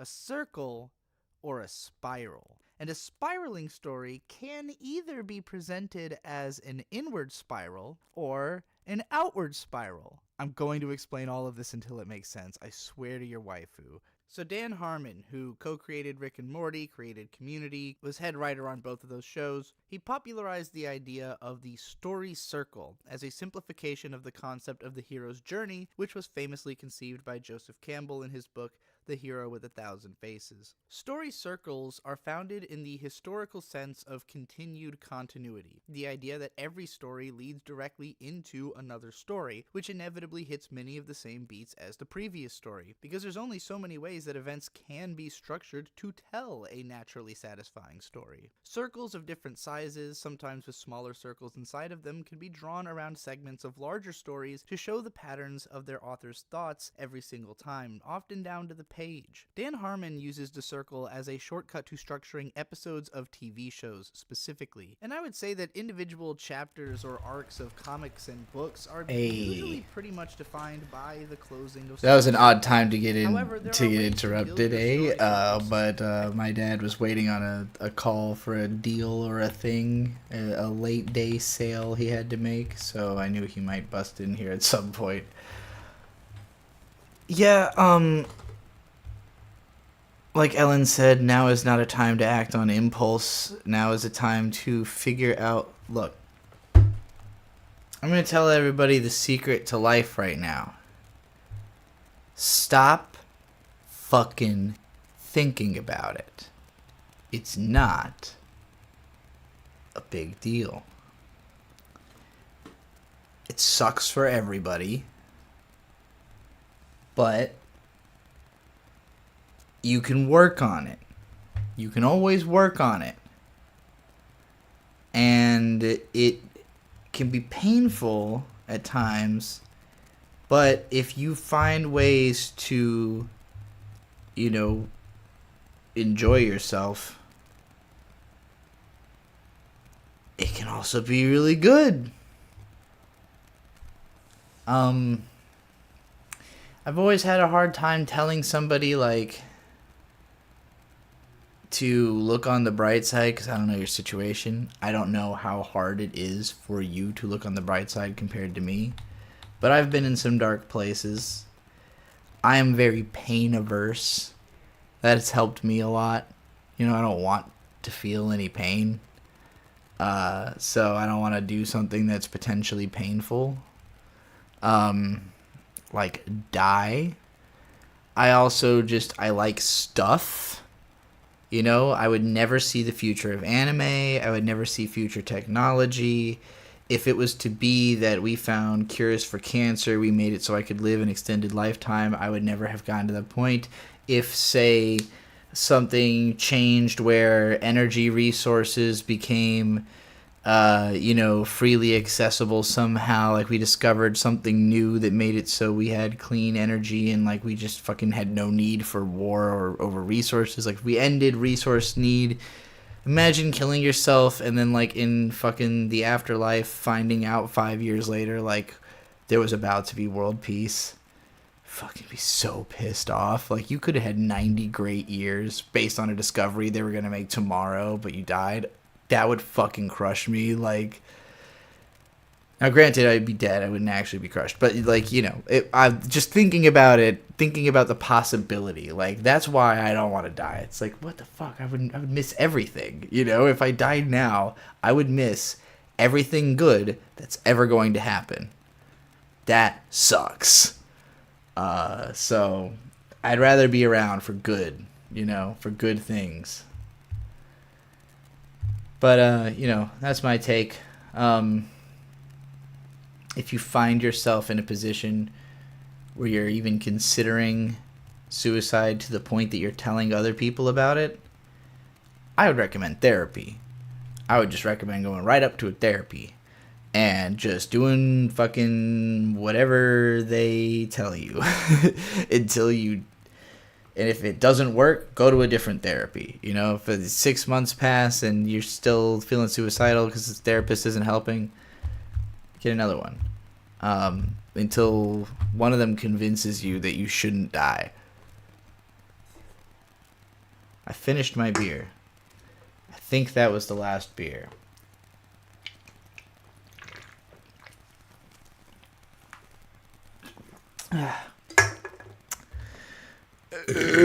One for the Father, one for the Son, and one for the Holy Ghost. One for Nick Rekieta. Free Nick Rekieta. Free Young Thug. A spiral is a spiral. It can't be an inward or an outward spiral. It's a matter of perspective, which is true. So it's important that we consider the perspectives of the characters and of the audience in determining whether a story is following a spiral inward or outward.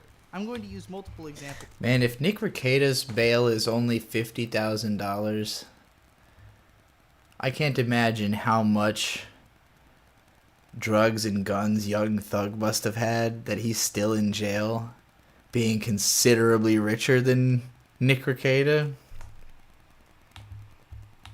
That's bullshit. You should be allowed to have guns and drugs.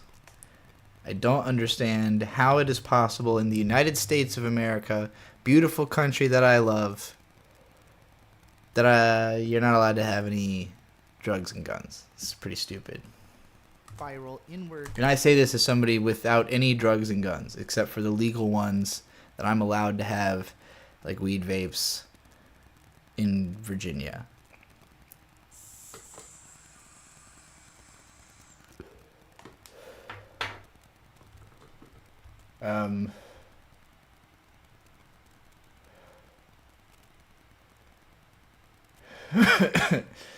Talking about world peace while editing a clip of the end of Idiot is a spiral. Yeah, you're getting it, Lynn. You're starting to feel the pathetic energy. All you have to do is watch the bathos drip forth like the petals from a well-crafted rose. In the words of the artist formerly known as Digibro, just do anything. Was that something I said as Digibro, or did I just say that just now? You're just saying I'm calling me the artist formerly known as Digibro. Was it really guns and drugs? I thought he got RICO charged and that racketeering. Not what does racketeering mean? Doesn't that just mean like you got like lots of guns and drugs? Let me look it up. Illegal activities aimed at commercial profit that may be disguised as legitimate business deals. So, selling drugs and guns. Again, I don't see why this should be illegal. The only reason that selling guns and drugs is bad is that it's not controlled, and it's only not controlled because it's illegal. If it was legal, it could be controlled, and then you could implement all the safeties to make it, you know, viable as a social thing, as opposed to forcing people to go out into the fucking streets to get their crack from Young Thug or whatever. We'd rather not have guns? Nah. No. No.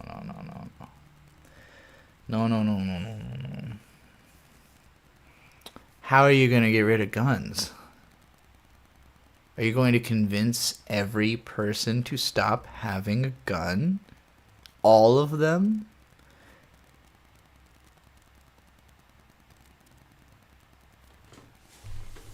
I think you just have to face the reality that the world is a dangerous place. Everyone should have a gun. Imagine how afraid you would be of fucking with anybody if you factually knew that every single person around you was trained with a gun and carrying one. How would you feel if you knew that? Would you walk up to fucking anyone ever to try to fuck with them in any way if you thought they were trained with a gun? The second that you use your gun, 25 people around you who also have guns kill you. Who's going to risk that? The only reason places get shot up is that you're not counting on anyone there having a fucking gun. You go in and you go, look at all these weak little bitches. Done.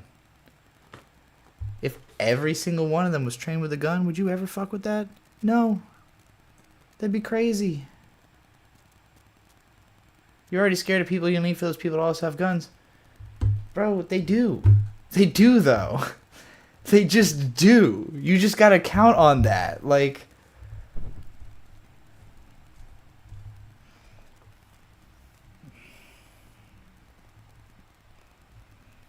Maybe they don't have a gun, but they're lethally trained with their fists. Maybe they don't have a gun, they have a pencil, and they are crazy enough to shove it through your fucking neck. Like, fear of people should be the baseline.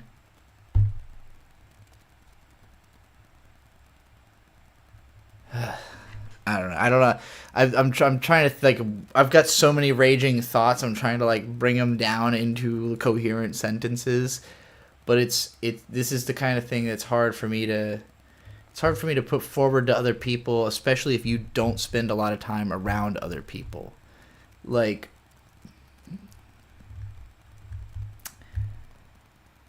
I'm just thinking about like how much. I don't know how much more worried you would be about pissing anybody off if you knew they all had guns. You know, like, I don't know, probably way fucking fewer people would go outside. Like, you would feel like you need to be ready for the world, you know? Just need to thank people for not killing themselves more. That's true. Thank you for not killing yourselves. Everybody, thank you for every day that you don't kill yourself. I thank you, personally. You can come here to get your thanks if you want. Anybody at any time can request a thank you for not killing yourself in chat. I'll drop it on you. Free of charge. Absolutely free of charge. You know, Koof would pay you to tell you. Koof will give you $2 to tell you thank you for not killing yourself. So, you know, there are people out there who are so glad to see others not killing themselves. They'll pay them just to tell them how glad they are. Think about that. It's wild. People love living people.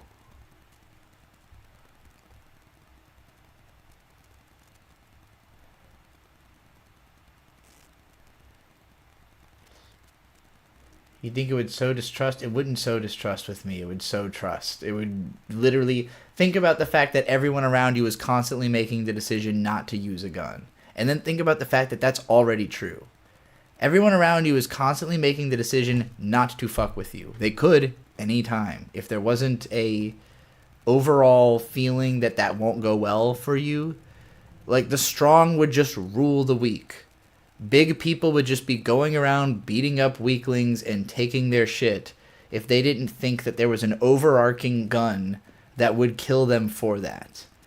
And a lot of people, they don't have the fear of something that's not immediate. If they can't conceive of where the gun is, they can't fear the gun.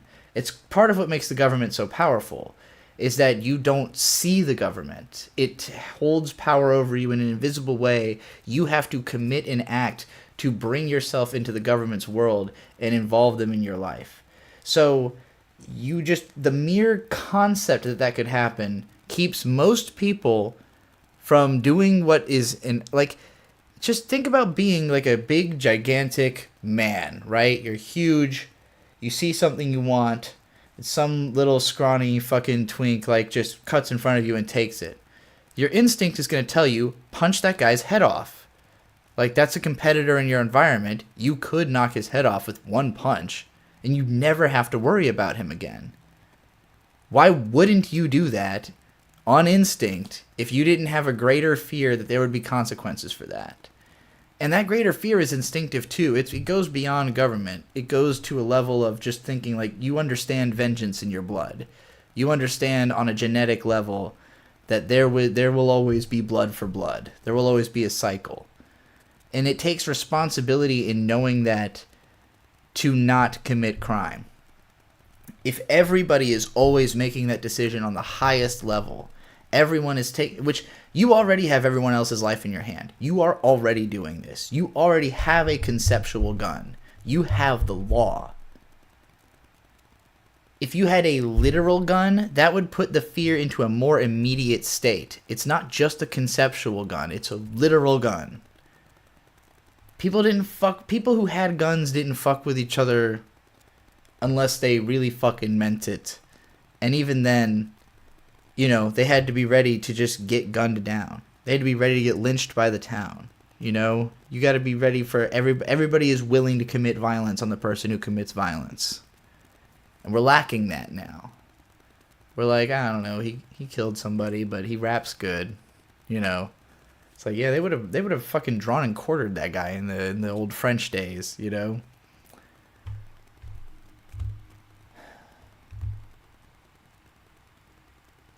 I gotta go pee again. This was an odd rant. I'm gonna play another song.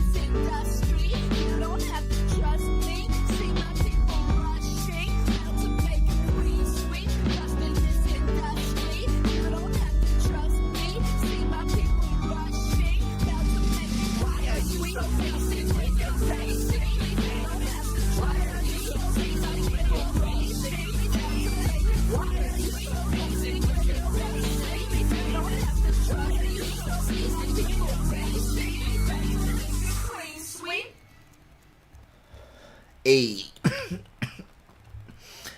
Good song.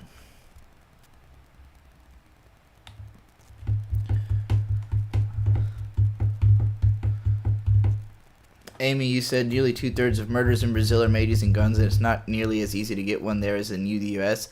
That is part of my point, though. Like what I mean by when I say everyone has one, like when you try to just prevent, I feel the same way about drugs, right? Like when you're trying to prevent people from doing something that they're going to do, if your law just says, like, well, you can't, that law doesn't work. That law is not going to work. It's not going to stop people from doing the thing. You have to give them a means to do it safely. You have to give them a means to do it that's not going to hurt other people. You know, like, it's, or themselves, or just mitigate the risk. But you cannot just pretend, you can't I'm not listening. If I see any sign of it, I'm going to arrest you and put you in jail, because that just causes them to go as underground as possible. It causes them to constantly circumvent the law, to never participate in the law, to feel criminalized at all times for doing things they were just going to do. So you have to build the law around accounting for the way people are and not trying to change the way people is.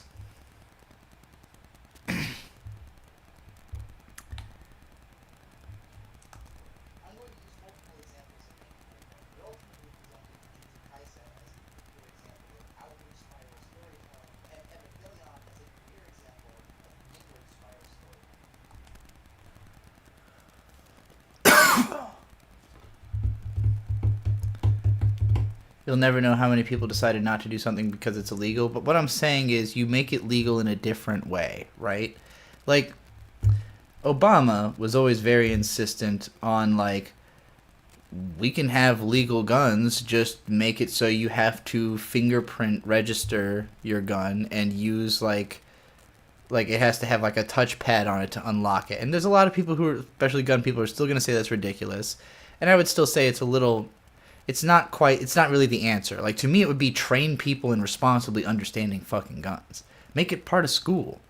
In Russia, it is. You know, in a lot of countries, it is. Like, you literally are taught how to put together and take apart a gun and understand how it works and be trained with one as part of schooling, because it's a fucking fact of life. Like, I don't know, if you're in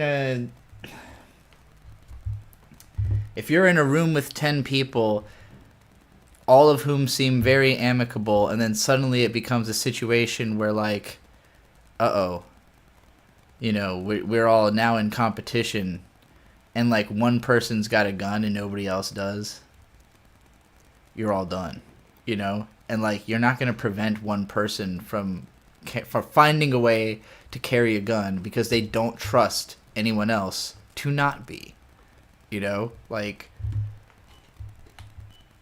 it's just a little wild to me to not just be counting on everybody to possibly have a gun. It's like that scene in Reservoir Dogs where he tries to grab the old lady out of the car and she just fucking shoots him in the guts, you know? And it's like, yeah, you know, that's what guns are for, is so that little old ladies can defend themselves against big old men. Like, that's like the hardest coded purpose of a gun, is protect the weak from the strong. So you should always expect people to have something that protects them from you, you know? And you should probably have a way to protect yourself from them. Now, personally, I don't carry a gun. And I see that as a problem. Like, I see it as a weakness on my part. Like, I see it as like, I don't care enough about this thing to take the time to learn it, even though I should. Because I should be treating it as a fact of life, as like a thing that needs to be understood to fit into this world. Because it is. It's there. It's a part of it. It's part of everyone's life, whether you like it or not. You should embrace it as a part of your life, I think. Even in Canada, in the rural areas, we teach kids how to handle guns. It's important in a place where you need a 12G to make it to your car and back. Yeah, I mean, fucking fighting off a goddamn raging moose or whatever, trying to live. And, like, I don't know, guns literally built the Americas. We could not have lived in these places full of fucking grizzly bears and elk and all this bullshit, you know, if we didn't eradicate most of it using guns. However you feel about that, that's how we got here. It's how we're staying here. Again, if you refuse the reality of it, you're just ignoring the fact that people are going to do it. Like, whether you are going to use guns or not, other people are.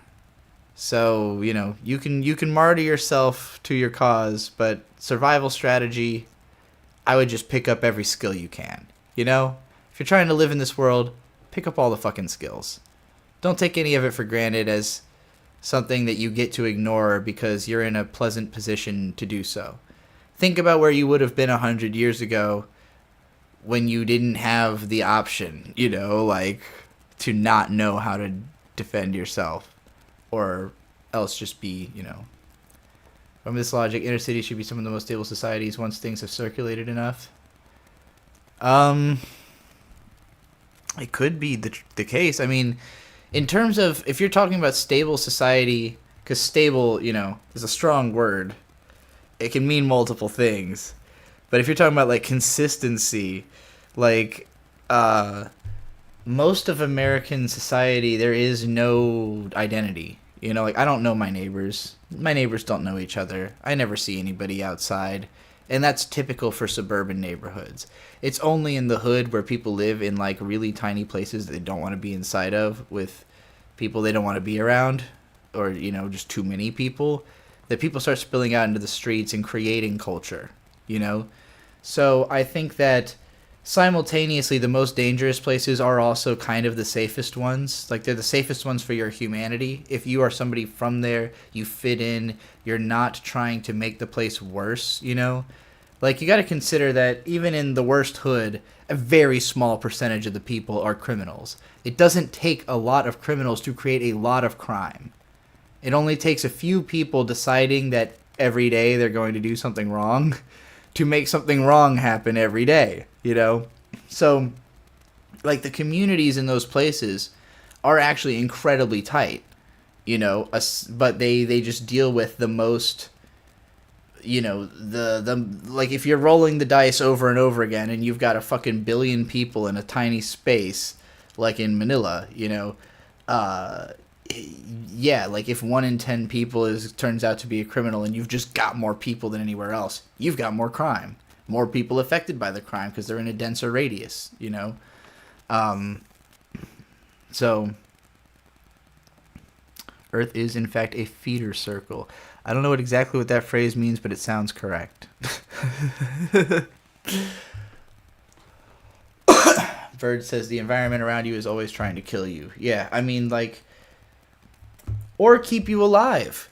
Like, there's a lot of, like, so, you know, just thinking about the germs in the air, right? Like, some of them would persist better in a corpse. Some of them will persist better on your flesh. Like, there are so many microorganisms just living on you. You know, you're a vessel for thousands and thousands of smaller pieces of life that are invested in helping you live or die.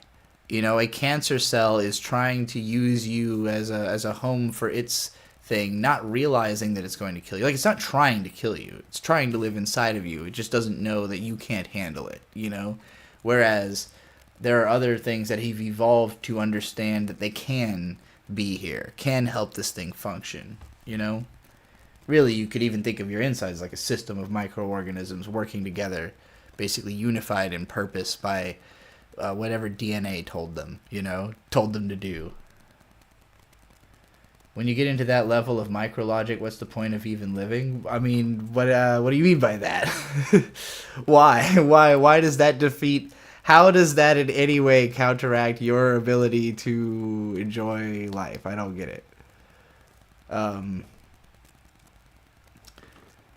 Your heart could literally decide to stop right now, but are you really going to worry about that? No, the point is to not worry about it. The point is to not worry about anything. Never worry. Worry gets you nowhere. Worry is... I mean... Jeff Rosenstock said that love is worry. The only reason you have worry is that you have love. You're worried about losing something you love. You're worried about losing your life. You're worried about other people losing their lives. You're worried about the things you love disappearing. That's where worry comes from. I'm here to tell you it's all gonna disappear. They're all gonna die. You're going to lose it all. You will die. Worry won't help. So you can be worried, but you should romanticize the worry. You should think, oh, wow, I'm worried. I must be in love. You know, wow, I'm worried. What a beautiful feeling that something has made me feel so strongly that I'm worried about it, you know? Celebrate the worry. Because there's no point in... It is in fact pointless. It's a thing you're doing to yourself because you have so much love for yourself and for others. So celebrate it.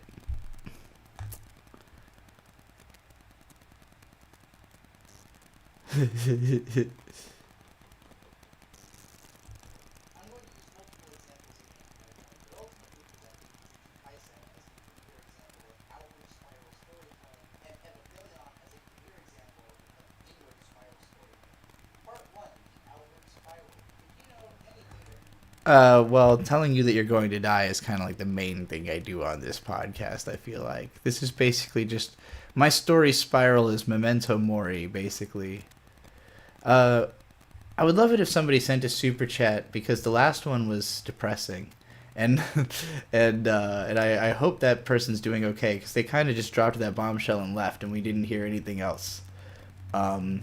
So, hope you're doing okay to wasting my nothing. If you're still listening.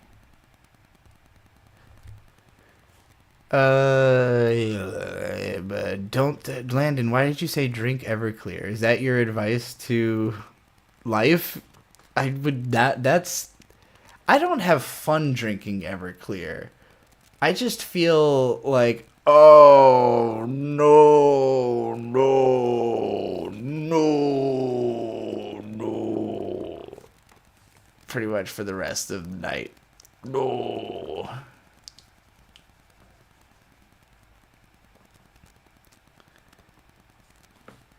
Alright, what the fuck? Did I say if I had an idea for this?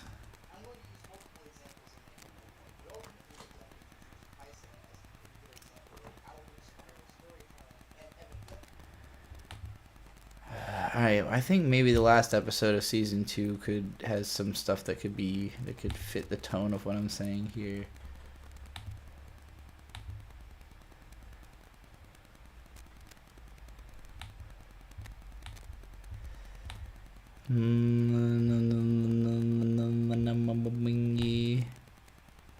Hey, yambangi, yambangoangi, yambangi.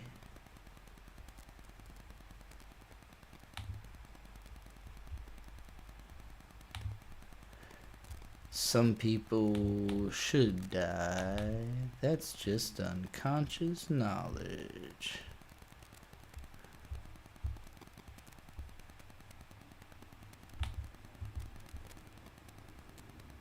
Alright. Oh, did I not handbrake the last episode? Damn it, I thought I had. Well, here's a big circle. Let's use this big circle.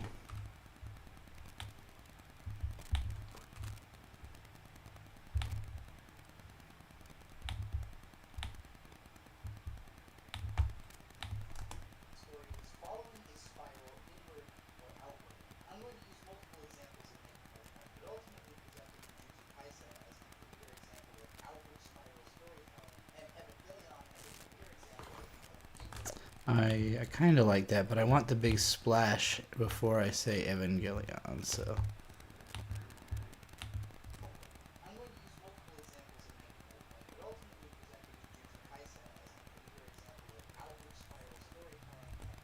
Yeah, I like that. Simplistic, you know, a shot that I have never seen anybody really use in a video before. Not the most memorable shot, but it kind of fits the tone of what I'm saying, so it feels good.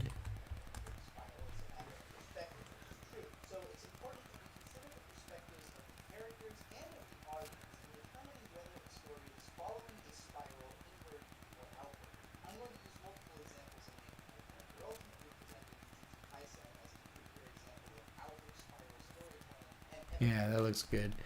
Shaq with Canadian $2. Rant about analysis paralysis. First, let me remember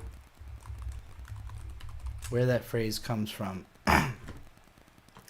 Analysis paralysis is the inability to make a decision due to overthinking a problem. So, I would say that this is something I deal with every day when I'm getting ready to do the stream. Because I think very hard about what I'm going to say and how I'm going to say it and what subjects I want to talk about and, you know, just how I am going about my life in general, like checking in with myself a lot.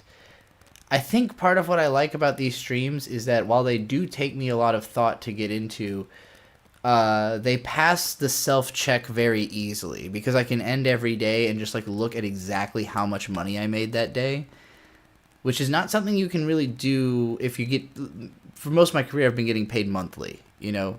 Granted, YouTube does pay me out monthly. I don't actually receive the money at the end of the day, but I can look at my analytics and see what was my take that day. What did I earn that day?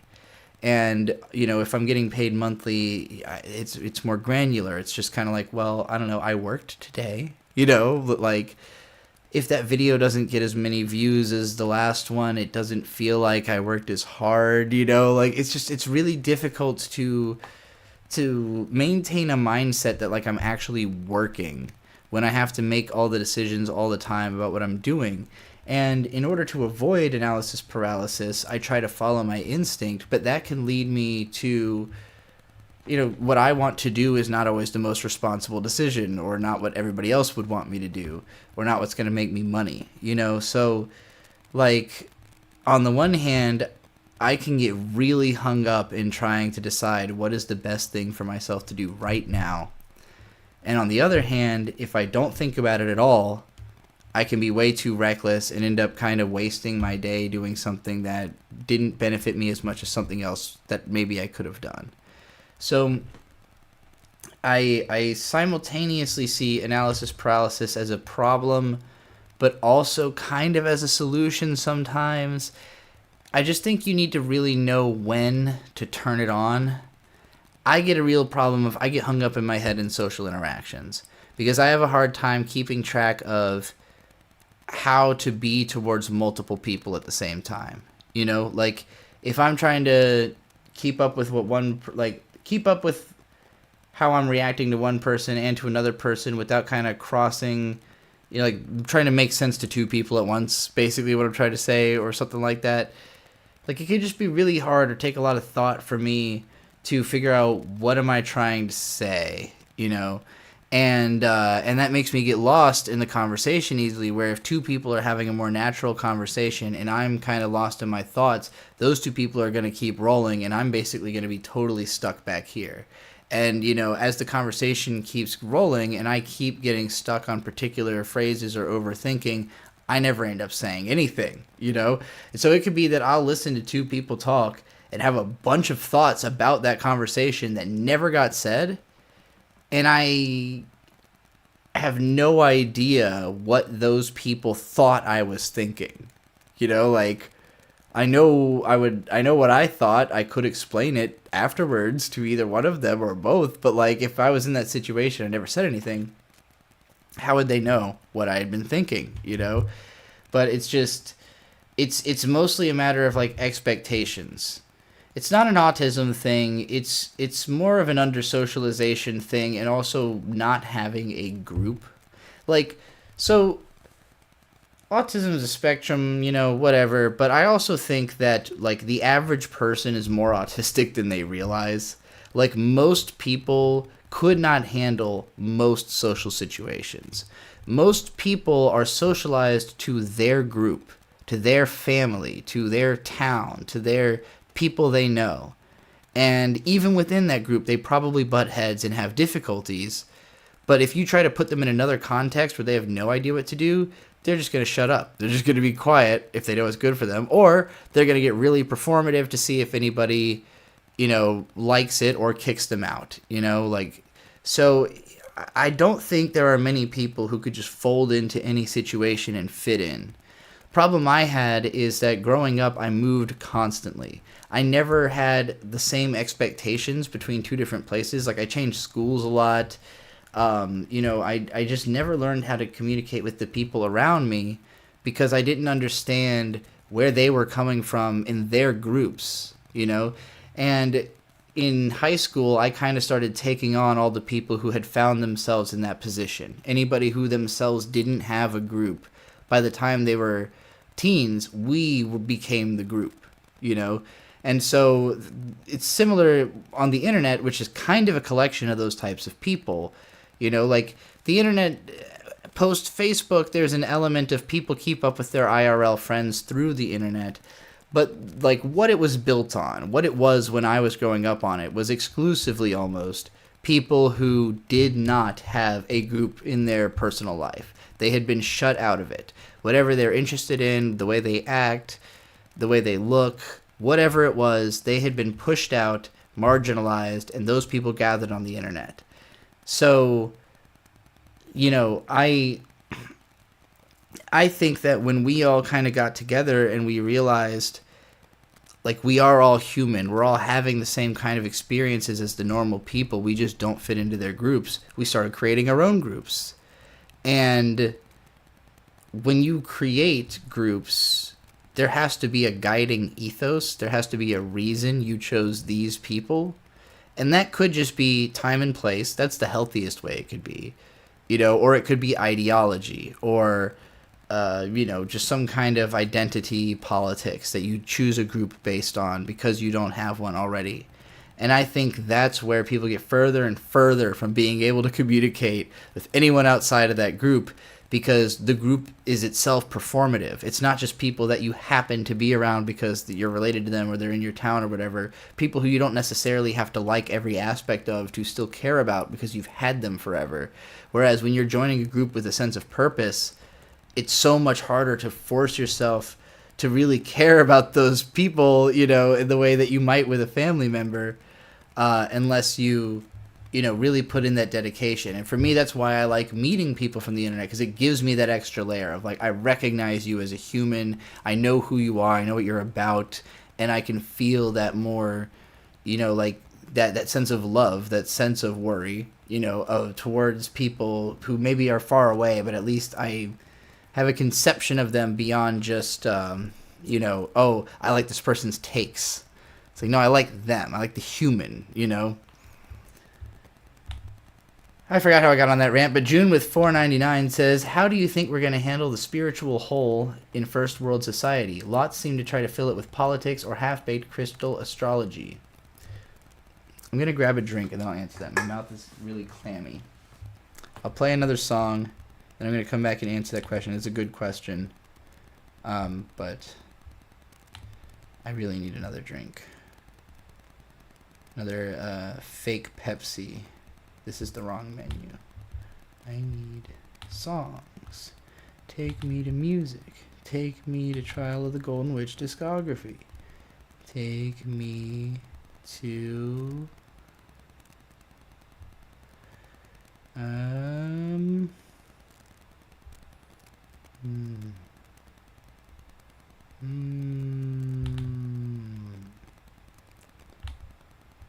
We'll do Traveling Cemetery title track.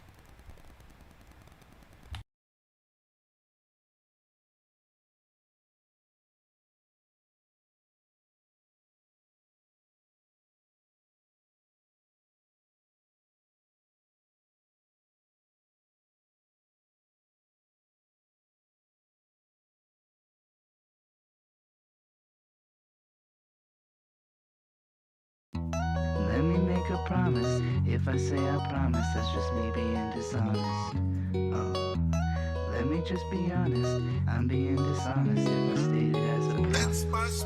I'm a rapper, I'm a gamer, I'm an anime freak. I'm an old school geek and I rap free power every hour, every day of the week. When I hit peak, I get ready for the next peak. On fleek, don't reek if you wanna sit behind me. Rules better broken than to follow them blindly. Kindly, would you please get off of your knees and trade the keys for minding your own business? Shut your mouth and witness. You can travel with us if you like the mental fitness. Rips you out your days and we win this. Blink and I peak when I spin this. Let me make a promise. If I say I promise, that's just me being dishonest. Oh, let me just be honest. I'm being dishonest if I state it as a promise. Let me make a promise. If I say I promise, that's just me being dishonest. Oh, let me just be honest. I'm being dishonest if I state it as a promise. Staying so on tour, I ain't claiming nowhere anymore. Golden witch in this bitch with a sword, and I swore, saw a swarm rival right across the room, zooming with a gust of wind under my feet, crater in the floor like DBZ. It must be frightening to see, cause they don't challenge me. Game rebalanced all because of me, stumbling to get my feet and managing to stand above the trees in the glitter freeze. That's where you'll find me.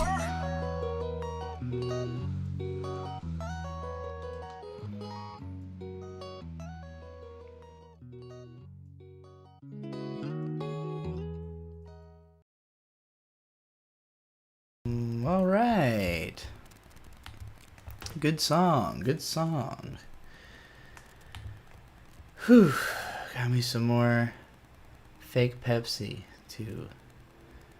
Actually, you know what? I'm going to play another song so I can eat some chips and drink some more Pepsi.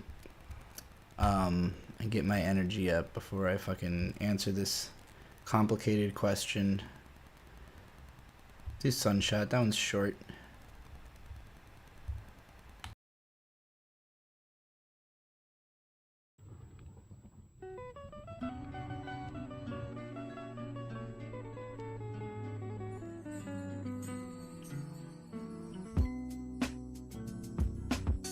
I don't even really like white music, but I like making it, so I find I do it.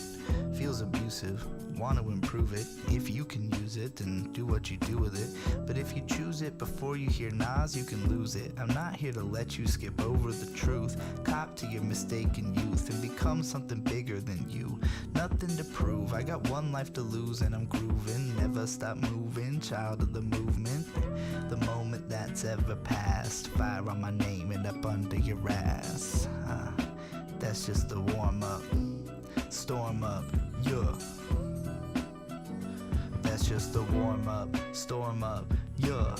First class crash laughs with a lasso, invisible jet, and these gauntlets were blessed by the gods. Conquered impossible odds, playing Conquer and Diddy Kong, racing and pacing the halls of my thoughts. Reaped what I sowed and I found what I sought. I saw a whole lot, I run right back into the pit without thought. I pause and I jot, I bark and I buck. I give a whole fuck, like you wish you could. I'm back in the cut, I'm busting like nut. I'm back on my shit, I'm back on the run. Go get me my gun, I'm shooting the sun.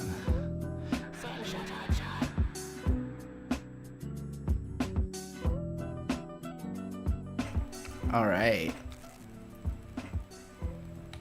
I don't listen to that one too often, but it's solid. I like the flow in that. That whole gauntlets are blessed by the gods line I like a lot. Okay, answering this super chat from June 499. Sorry for taking so long.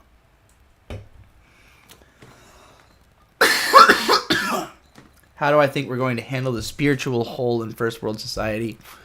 Lots seem to try to fill it with politics or half-baked crystal astrology. I hate both of those things. It needs to be filled with other people. And the problem is, I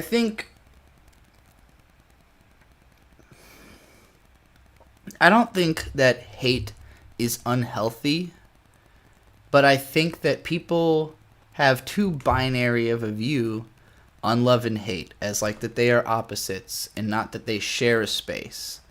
In the same way as the story circle and the ups and downs of the heart, you have to expect that there's always going to be peaks and valleys in your interactions with other people, right? There's always going to be the best interaction you've had with them and the worst interaction you've had with them.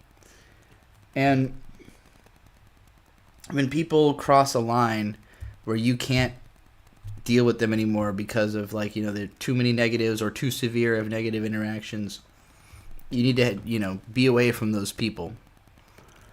And the hope is that if enough people reject that person on the basis of their actions, they will either change it or just simply be excised from the ability to be around other people. That is the hopeful function of society, is that people with persistently problematic behavior are just simply removed by process of denial. But the hope is that you will prevent those people from ever even emerging or having the chance to do that stuff by recognizing the patterns, recognizing what types of people, or being able to, you know, prevent people from, at the very least, prevent those types of people from being able to do whatever they want to do, you know? And create in them the fear that they can't. Create in them a sense of fear that, you know, whatever may be their nature, they must tame it in order to fit in with everybody else. But it also takes a willingness to be like, I'm willing to sand myself down and fit in with everybody, you know? And it's really interesting to me as an American, you know, a person from the United States who's obsessed with Japanese culture, because the takes on this are almost culturally opposite. But only in presentation. Not really in reality. But it's just like if America was like 60% entitled and Japan was like 60% self-sacrificing, that would still be enough for it to look like opposites, like in terms of just the majority being different. So therefore it creates like a very phenomenal feeling of difference between the cultures, but it's not actually so different that it's not actually so different that they can't relate to each other. And I think that's why the two cultures are fascinated with each other. I think we are fascinated with each other because we're right on the other sides of those coins. Where Japan is a nation full of people who like have the power to be narcissistic should they so choose, and basically society is constantly telling them don't. And America is a place where we have the power to not have to be as narcissistic as we are, but society is constantly telling us to do it. So it's like we're looking at one another, and I really do think a lot of, people, I would describe myself as a compliant person. I am, as much as I play the character of an out-of-control lunatic on the internet, it's only because there's no consequences, and the consequences that there are hilarious. Like, in real life, if I'm in a situation where, like, being a hooligan would get me in trouble, I will not be a hooligan any of the time. It's just not in my nature to put myself in the crosshairs of people. I've always kept my head down. I've always laid low. I got one detention in school ever, and it was because I'd been, I had like the last block of my day was a study block, and I'd just been skipping it for like 3 months. I got a detention and permission to not go to that study block anymore. Like, that's the worst consequences I ever faced for something I did in school. So, I've kept my head down. And so I've always had kind of a chip on my shoulder about people who won't do that. Like, people who just don't get it, who are like I've always seen people who are just like sticking their head up and getting it popped down over and over again. And I'm like, why are you doing that? Until I saw like Kamina in Gurren Lagann, and that's the whole character. Is he's like, you can knock me on the head as many fucking times as you want. I'm poking my head up. I'm gonna see what's up there. I'm gonna break through. You have to kill me, or I'm gonna break through. And ultimately, both things happen. He breaks through to one level. He keeps trying to break through until they kill him. And it's even in the eyes of Gurren Lagann, a person like that is displayed as like inspiring, but ultimately not a good idea to be. Like, that's not a good self-preservation instinct. You need a combination of both. You need the Simon the Driller, keep your head down, but you also need the Kamina, I'm not going to let, if a man piss on your leg, you kill him right there or kill yourself. Whatever the fuck Kendrick said. You beat his ass or you kill yourself right there. Is what he said about that. So, you gotta have that duality. You gotta be a little bit of both. But, like, I think that's part of why Gurren Lagann resonates so strongly with Americans, is that it's basically a show telling Japanese people to be a little bit more American, And then Americans who are into anime are, by and large, people who just want to be a little bit more Japanese. They just wish everybody was a little bit more organized, that we all just, like, did just were a little bit more fucking, willing to work together towards, like, a greater good.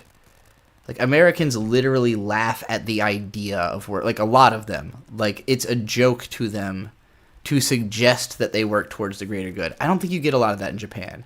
I don't think there's a lot of people who would, like, laugh if you told them to attempt social order.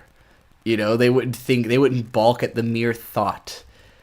And I find that annoying about America, but I also understand that it's because we are, like, the frontier of libertarian culture. And I like that. I like that we are that. I just wish we weren't so celebratory of literally being, like, fuck nuggets about shit, Like, you can tone it down.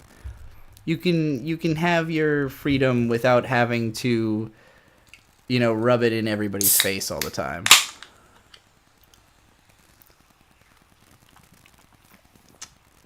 Everyone in Japan who thinks that has a pompadour.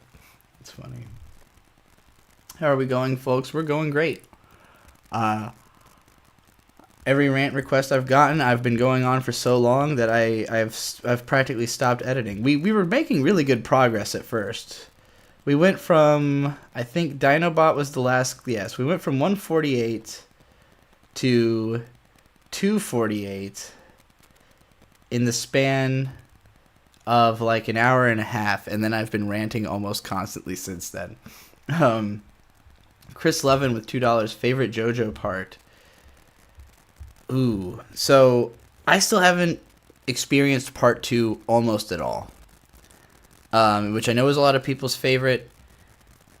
I read the first part. I read Phantom Blood back in 2008. I loved it. I gave it like an 8 out of 10. I thought it was really fun. They made the anime adaptation, and initially I stopped watching it just because it was so badly censored. And then when I went back to try to watch it, I dropped it again because it just looked like shit, and they condensed the plot heavily. From the Phantom Blood is like 5 volumes. They got condensed into 8 episodes of anime. So if you're somebody who like thinks Phantom Blood really sucks, I would recommend reading the manga, because it's way more of it, It feels like a whole manga in and of itself. Like reading it, you feel like you've read a complete series, and then you're starting a new one with part 2, And of course, most people have had that experience with the anime because the other parts have gotten so much more complete adaptations. But I still haven't seen or read part 2 because the scanslations for part 2 really sucked at the time, and I've never gone back and read through it since. Part 3, I watched the whole first half of the anime and most of the second half. Never ended up finishing it, even though the ending is supposed to be the best part. But I have seen the ending of the original OVA adaptation that was directed by Satoshi Kon, which is really cool, just for the visuals and everything. I thought it was like a 7 out of 10. It was fun, but it wasn't as like memorably brutal and shocking as Phantom Blood. Dio didn't leave nearly as much of an impact on me I expected him to have more of a presence throughout the whole story of JoJo, because in Phantom Blood, he is like very persistently there, he's there for the whole first volume, tormenting JoJo. He's, the big bad. There's a big fight with him. I thought he was going to have more of a direct presence like that. And in part 3, he basically is just in the background until the very end. And the battle is crazy, but it's he was just kind of there until then. So it feels like all of it's kind of pointless up until that point. Part 4, I could not get through. And I know there's a lot of people who really love part 4, but I just don't like the characters enough. I don't think they are charismatic enough. The team dynamic doesn't hit me the same way it did in part 3 or even part 1, where I just remember liking the characters more and being more interested in what was going on with them. Part 5 kind of fixed that, where initially I didn't really care about it, and I didn't like the way the anime looked, infamously. I do think it gets better looking as it goes. And Bird kind of forced me to watch part 5 because he was like, this is my favorite JoJo. I promise you it's good. We're going to watch it. And I was like, okay, I'll stick it out. And so it took me a bit, to really get into the groove of it. But I really like Giorno as a main character. He's just he's one of the more compelling JoJos because he has the clearest goals, and he's also just a badass and his powers are cool. And then you got Bruno Bucciarati. And Bruno Bucciarati really is the one who ends up stealing the show, just being such a cool guy. And the two of them together, their dynamic's really great. They have probably some of the more memorable, guys in their group. I did a whole review of part 5 at some point where I played the video game for the footage and talked about the anime. But yeah, I ended up liking it. I would say it was a strong 8. And that's the highest I've rated one so far.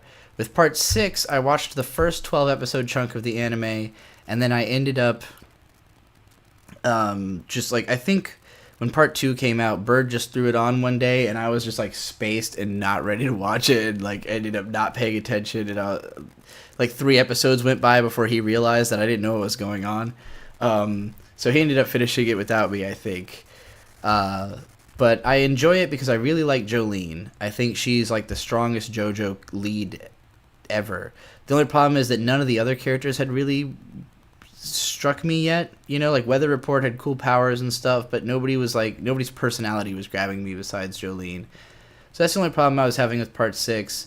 And then Part 7, I've read the first volume because we talked about it for our We Read Manga podcast that we've still only done one episode of.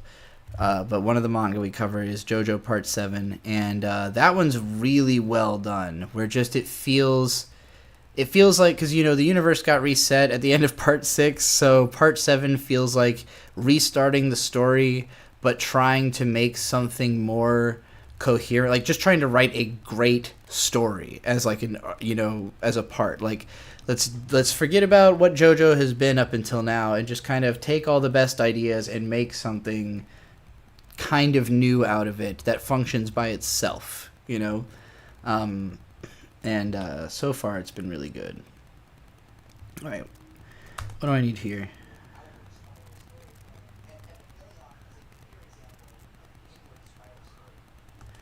Alright, well, it seems like the obvious thing for Inward Spiral storytelling with Ava would be the part with the moon and all the stuff, like, going into it, right?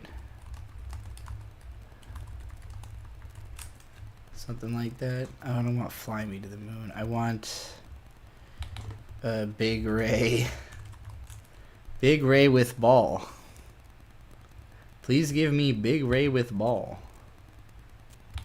At Third Impact, sure. That's the one. Is that all I have of it, though? Okay, that might be long enough. Hey, look, it's that shot that we just used at the start of this video.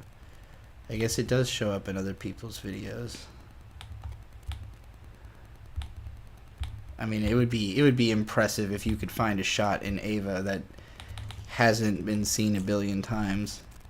It's not that long of a property to have as much analysis as it does. Oh, fuck. Yeah, I have to... You are right. The desktop audio is not playing because I did not switch the speaker source back after playing the last song. For some reason, the songs are playing through my laptop speakers, and then the other desktop audio is playing through the fucking second monitor that I've got it hooked up to. I don't know why that's happening, but it's annoying.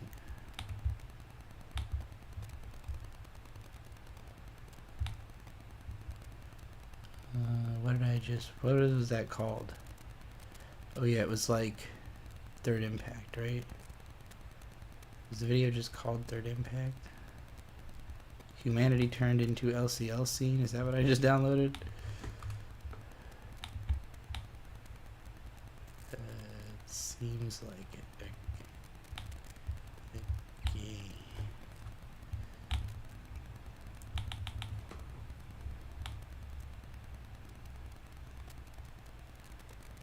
Or no, this was the clip I used at the start of the video.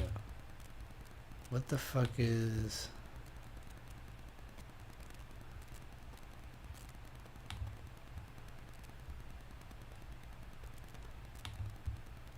It's just called Third Impact. Where did this download?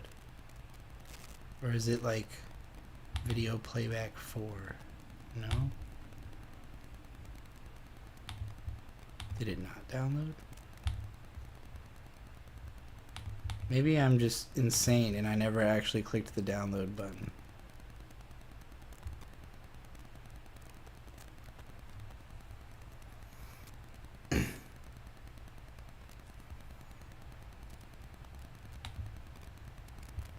I have not seen a scene where Char butt fucks his sister. Does that really happen?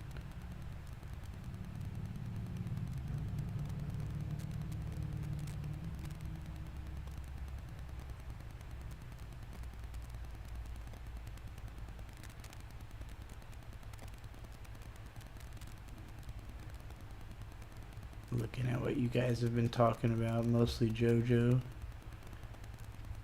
I feel like Landon brought up something that I was going to react to earlier. I forgot it. Whatever.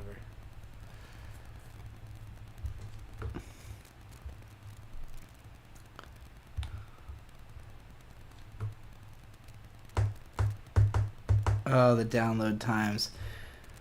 Someone please send me a super chat rant request so I have something to talk about while this fucking thing downloads and my brain just doesn't turn into complete mush. This is the worst part of this job, is how much of it is waiting for something to download.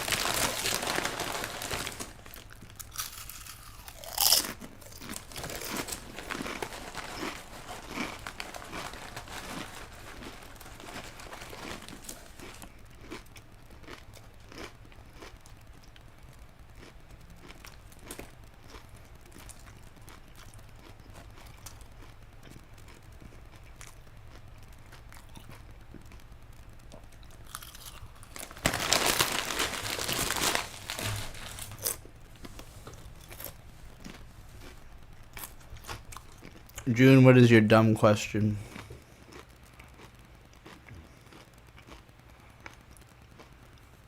Ryan with $5. Best dad rock band. I'm gonna go with Rush because I'm thinking of my dad. Like I don't know what the rules are of what is considered dad rock, but I'm sticking to bands my dad likes. My dad likes... my dad has a pretty random spattering of music. It's mostly stuff he can run to at this point. You saw him live in like 2018. That's pretty cool. Was that when... I'm guessing that's before Neil Peart died? If not, I don't know. Did they keep playing after he was gone? Rest in peace, Neil Peart. I was actually just singing The Trees when I was walking around in the woods earlier in my last live stream, so that's probably why it sprang to mind. My dad, he's told me stories about like going over to his friend's house in the 70s who had like a big case record player and putting on Rush 2112 and just being like blown away. And it's interesting because it's not really a type of music my dad listens to much. I think probably the fact that he could hang out with his friend and listen to it on this sound system is a big part of why it's like memorable to him, Hotel California is the only song my dad knows the tune to well enough that if he's looking at the lyrics, he might be able to sing along. When I think about stuff I grew up with my dad listening to, like in the early 90s, the first CD that I can remember like hearing in the car, like the first time we had a car with a CD player, because we had like alternative rock radio when I was growing up, so I never really had a sense of what my parents liked from the radio, but the first CD that my dad was playing like a lot was Sublime. The Sublime self-titled that came out right after the singer killed himself. And, it was like one where everybody in the family had a different favorite song, kind of. Mine was Same in the End. My brother liked The Wrong Way. My dad liked Santeria. And my mom probably liked April 26, 1992. All great songs. Just overall... No, she liked What I Got. That was her favorite, was What I Got. My second favorite is April 26, 1992. But, so, to me that's kind of a dad rock album, but it's also kind of a personal, like, millennial nostalgia album. It's like a little bit... It's very much bridging the gap because it's not something my dad was listening to as a kid. It's something he listened to when I was a kid. But Rush is the first thing I think of. The Police also, that was my dad's favorite band. So, I think he probably got into them a little bit later than Rush, but or maybe not, I don't know. Same era, right? They're both around since the 70s. So, The Police was my dad's favorite band all growing up. But you said best, and I never got into The Police, but I did get into Rush. I got really into Moving Pictures, 2112, Hemispheres, mostly those three albums. I like Spirit of Radio. But 2112, Hemispheres, and Moving Pictures I had physically, and so I listened to them a lot more. think it's just those three. I don't think I had another Rush album. Trying to think of like if it's dad rock that my dad doesn't listen to, you know, King Crimson is my favorite old prog band that someone's dad listens to. My therapist was a big King Crimson fan. The one who killed himself in a plane crash on accident.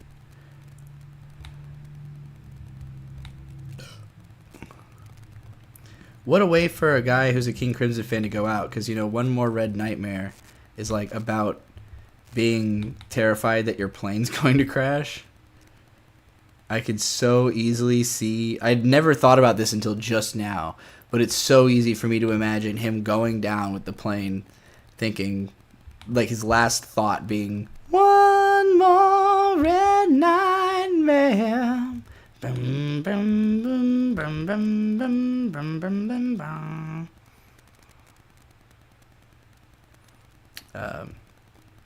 You know, R.I.P. to Mr. Buxton. Premier example of outward spiral storytelling, and Evangelion as a premier example of inward spiral story. I need that way faster.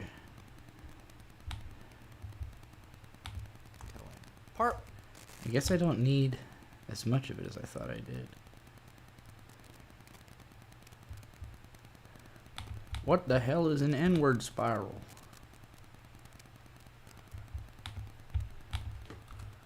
and Evangelion as a premier example of inward spiral story. Well, see, I don't want... Now I've made it too... I've cut it too close.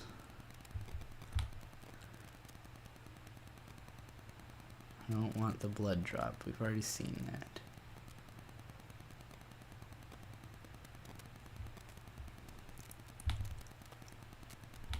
It's like period blood and like a bunch of like sperm around an egg and like it's an impregnation metaphor. Of outward spiral storytelling, and Evangelion as a premier example of inward spiral storytelling. I want it... I guess I can just keep it at... Maybe I'll even slow it down a little bit. I don't really need anything except for the part where the stuff is floating around the egg thing. That's the only shot I want, but it's fucking really brief. And I don't think I can get away with just using that, but we'll see what this looks like. I don't really like the Ray face shot as part of this, but... Spiral storytelling, and Evangelion as a premier example of inward spiral storytelling. Part 1. Sure. Cool. Whatever. I'm fine with it. I'll allow it. Of the audience in determining whether a story is following a spiral inward or outward. I'm going to use multiple examples in making my point, but ultimately presenting Jujutsu Kaisen as the premier example of outward spiral storytelling, and Evangelion as a premier example of inward spiral storytelling. Part 1, the outward spiral. If you know anything at all about the alternative rock band Tool, you This is the part where I'm going to go into the big Lateralis thought dump. So I might just straight up throw that Lateralis, like explaining the Fibonacci sequence thing in here, unbroken, sped up for the whole duration of this, which is like maybe a minute, because, you know, it'll just give people the chance to read it and understand exactly what the fuck I'm talking about. I don't need the Hubble I don't need the explanation. Alright, this is the part I need. Starting from here. This is such an old YouTube video. I can remember seeing this at 2007 at the latest that I first saw this video explaining the Fibonacci sequence in Lateralis. as a premier example of inward spiral storytelling.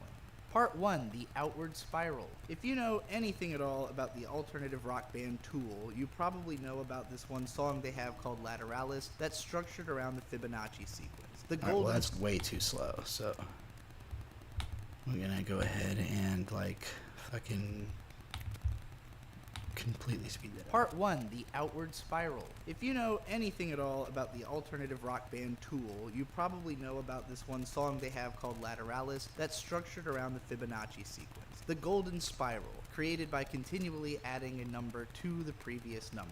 In these lyrics, singer Maynard James Keenan compares the human experience to the outward spiral of the Fibonacci sequence, because we all begin with a very limited ability to perceive reality, which expands as we grow in a literal, physical, and mental sense. The lyrics continue into a mantra when Keenan mental sense.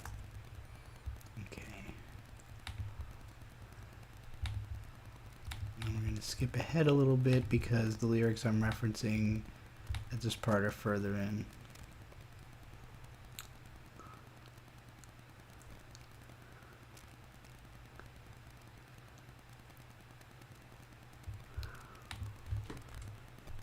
The lyrics continue into a mantra when Keenan seems to be shouting at himself to spiral out, keep going, because reaching for the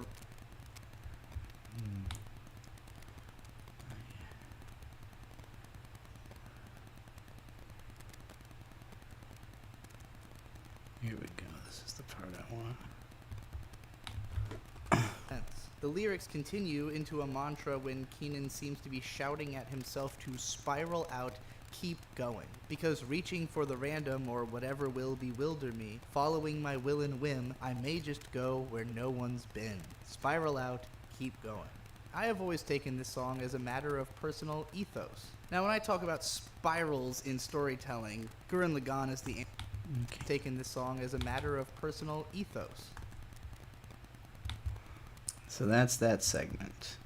Don't you love it when you just get to not do like a new clip every few seconds, but instead knock out an entire almost a minute, a whole 50 seconds in one nice little edit? Word spiral storytelling. Part 1, the outward spiral. If you know anything at all about the alternative rock band Tool, you probably know about this one song they have called Last Hours that's structured around the Fibonacci sequence. The golden spiral, created by continually adding a number to the previous number. In these lyrics, singer Maynard James Keenan compares the human experience to the outward spiral of the Fibonacci sequence, because we all begin with a very limited ability to perceive reality, which expands as we grow in a literal, physical, and mental sense. The lyrics continue into a mantra when Keenan seems to be shouting at himself to spiral out, keep going, because reaching for the random or whatever will bewilder me, following my will and whim, I may just go where no one's been. Spiral out, keep going. I have always taken this song as a matter of personal ethos. Now, when I talk about spirals... Alright, now we get to the Gurren Lagann section. I was telling y'all, it would all be easier after we got out of this opening bit where I'm being very, like, vague and kind of esoteric and just talking in a general sense. It's like, well, could show practically anything here. I think we made a lot of really strong choices, though. But from here on out, there's going to be a lot more of just like, alright, and now the thing in Gurren Lagann that I said here, you know. Now, when I talk about spirals in storytelling, Gurren Lagann is the anime that's obviously... Alright, real quick, let's answer this this rant from June. Rant on JJK. Well, you know, if you want to hear my extensive thoughts on it, we talked about it a lot on the We Watch Anime podcast. And my most interesting thoughts are in this video. Actually, I mean, I could just play you the audio we're going to be editing, but like mainly with Jujutsu Kaisen, I have a difficult time following the actual mechanics of the plot because I have a difficult time caring about the mechanics of the plot. I care more about what happens than like why it's happening. And there's a lot of explanation of why stuff is happening in Jujutsu Kaisen. But the stuff that actually happens is awesome. And when it happens and you see the effects of certain actions, that's when the story is really good and really gripping. And so it's like I understand that you need an amount of setup to justify why the things are happening. But, you know, it can feel exhausting sitting through all the setup before you get to that point when all of a sudden there's this crazy payoff. But having said that, season 2, I mean, once the ball gets rolling on the Shibuya arc, there's like 6 episodes in a row in the middle of the season that are all just nuts. Where every single episode, something incredibly memorable happens, some huge payoff to the setup that's happened so far, some of the craziest animation I've ever fucking seen in any show, you know. And there was a period, like a point where I was just like, this show's great. You know, I can't be mad at it anymore. Like, I've seen too much cool shit for me to be like, nah, Jujutsu Kaisen's mid. Like, it started off mid, but it got there. It got there. And from what I understand, season 2 barely even scratches the surface. Like, where the story goes after that, it just keeps spiraling out. Further and further out of control, further and further into chaos, you know, more and more crazy stuff happens. But it is a long road to revelations. And so that's why I'm comparing it to the Fibonacci sequence, because it kind of feels like each statement takes longer to say, but is more satisfying to reach the end of, you know? Whereas in Gurren Lagann's case, it just kind of jumps up bars. And that's what I'm about to talk about when I make this comparison of why Gurren Lagann is not, even though it is a spiral-shaped story, it's not shaped like the Fibonacci sequence because it doesn't take all that time to spell out every single sentence. It just starts skipping ahead, you know, especially towards the end when it's like trying to get to the highest scale possible before it has to be over. But Jujutsu Kaisen is like on a similar scale progression. But, like, you know, you're halfway through season 2 by the time you're at a city-class destruction. But it feels heavy, you know? It feels serious. Because that's not something that the show would just do. That's not something the story would take flippantly, you know? And the consequences of it are severe within context. So, yeah, I think it's solid. I think it became solid. Started off kind of iffy. I know, you know, Bird was sold on it. Basically, when we watched, with season 2, when we got to the end of the little backstory arc, because I don't know that I don't think I ever finished season 1. I saw like 17 episodes or something. And then Bird went and watched all of season 1 in preparation for us watching season 2 together. And it was at the end of the backstory arc that he really got interested and went and watched Jujutsu Kaisen 0, because people were saying, like, well, this will help you get a better sense of the story. And watching that made him interested in reading the manga, because he was like, okay, well, now I get what this story is, like, about. Like, the movie literally, like, kind of makes it more clear what is the point of Jujutsu Kaisen. Because it's based on the first 4 chapters that were kind of released before it was actually a series. And all of that stuff becomes super relevant to the plot eventually. So, you know, it's still integral. But it just took a while to kind of get to the point where it's integral. So once Bird knew that stuff, he caught up on the manga and was like, full send, this manga is great, you know, I'm excited about the anime. I took a while to actually get excited about it. But again, it hit me with so many crazy things in a row, I couldn't be mad anymore. Chris Levin with $2, favorite Hunter x Hunter arc. Chimera Ant has been my answer historically. I have a whole video just about that arc and the way it explores chaos theory, the idea that you know, if there's enough variables in a situation, then no matter how much you try to, like, grasp all of it and plan around it, you just can't, like, one slight misstep could totally throw everything into chaos. And so, like, the whole season is about, like, painstakingly setting up a scenario where nothing can go wrong, and then showing everything go wrong, you know, and, like, in the most granular way possible. I just think from the perspective of mechanical storytelling, it is incredibly interesting, and very few stories have even attempted to pull off something like that. It feels super unique.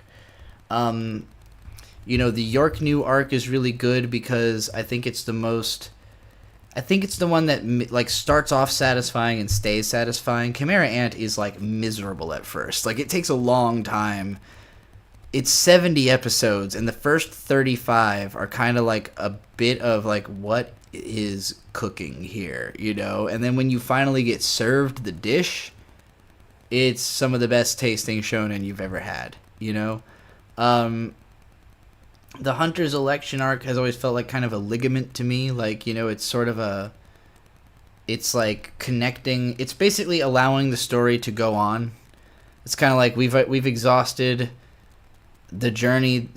It feels like Togashi had ended the original idea and branched it into a new idea through that chapter, you know, or through that arc. Greed Island, I really like Bisky, but I'm not into the super mechanical nature of it. Like, it got hard for me to, like, in the same way as Jujutsu Kaisen, it was hard for me to care about all the rules of why. Even with Nen, that's hard for me. You know, like, the Nen system broadly, I don't care that much about why, except for when it's really fun and interesting. Like, when the explanation itself is crazy, that can be fun. But I was more interested in the broader ramifications that it had. Like, the ways that the characters evolve in Chimera Ant is really interesting. Like, everybody is changing based on, like, just a little thing. Like, the tiniest thing happens, but it'll blow a character's mind and their whole worldview's different, you know? Like, so, yeah, that made it a lot of fun. It was a crazy, crazy time. So, York New is the most, like, consistently satisfying, but the payoff of Chimera Ant is incredible. Kite got robbed, sure, but you know, Neferpitu is also bae, so I don't mind. And she got robbed also. You know, she got her comeuppance. But the cycle of violence is never the answer. Alright, let's get some Gurren Lagann in here. Get some drills. Give me my drill.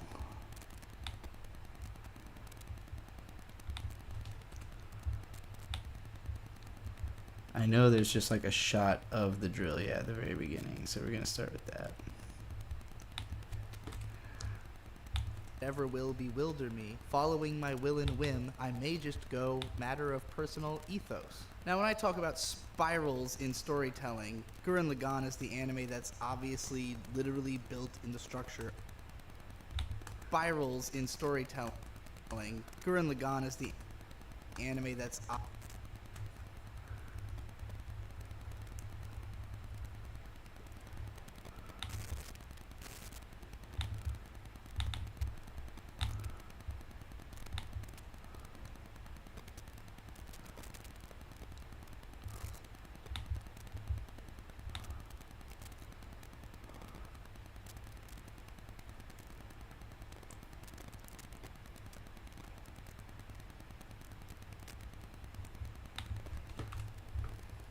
I've always taken this song. Actually, it's a better match cut to this to just start with that other shot, because it's still like In this galaxy song to as a matter galaxy. of personal ethos. Now, when I talk about spirals, Let's even go further and push it back so that it goes right from spiral to matter spiral. of personal ethos.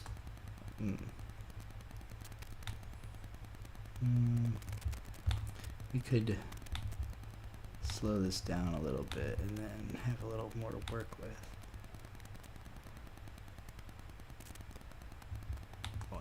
I have always taken this song as a matter of personal ethos. Now, when I talk about spirals in storytelling,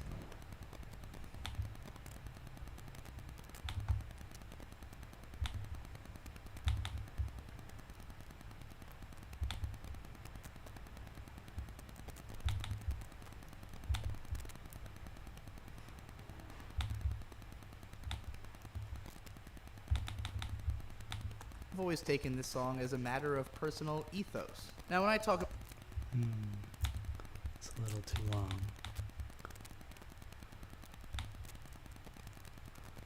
personal ethos. Now, when I talk about Still, it kind of cuts to the other image right before the end. I hate that. ethos. Now, ethos. Now, when I talk about spirals in storytelling, Gurren Lagann.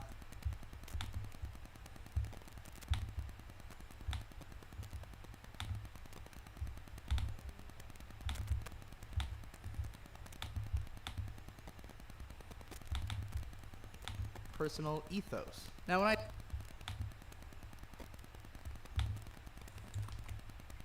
I have always taken this song as a matter of personal ethos. Now when I talk about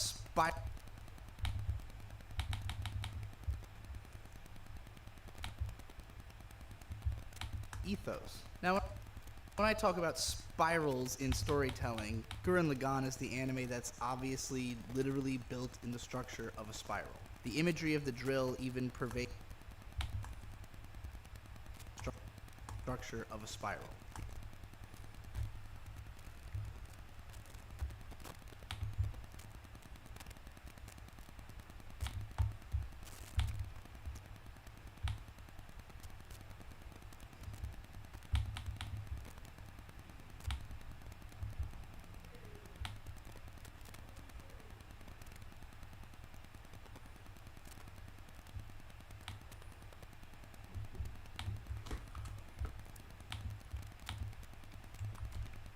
Where no one's been. Spiral out, keep going.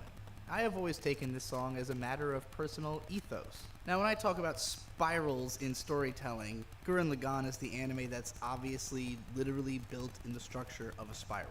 The imagery of the drill even pervades all of its designs. Thematically, the message of the series is even pretty similar to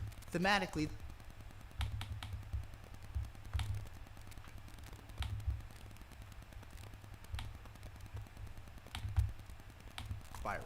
The imagery of the drill even pervades all of its designs.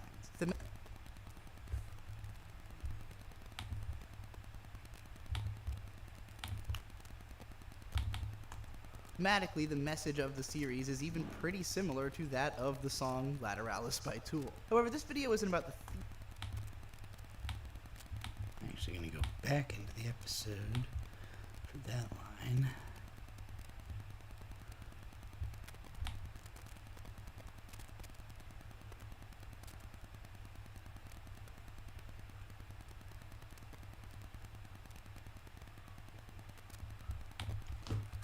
Thematically, the message of the series is even pretty similar to that of the song Lateralis by Tool. However,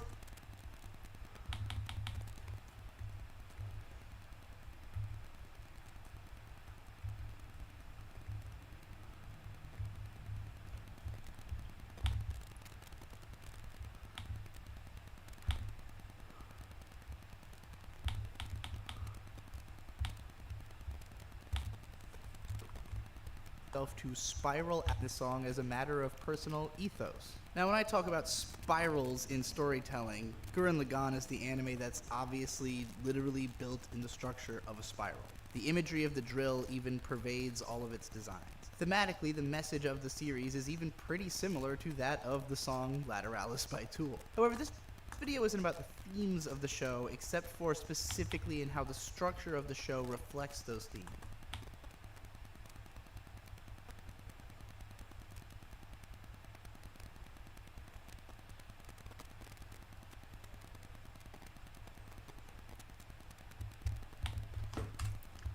However, this video isn't about the themes of the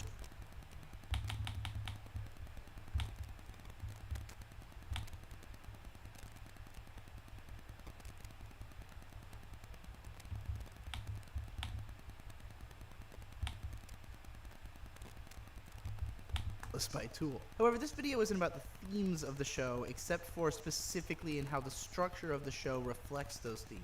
The first episode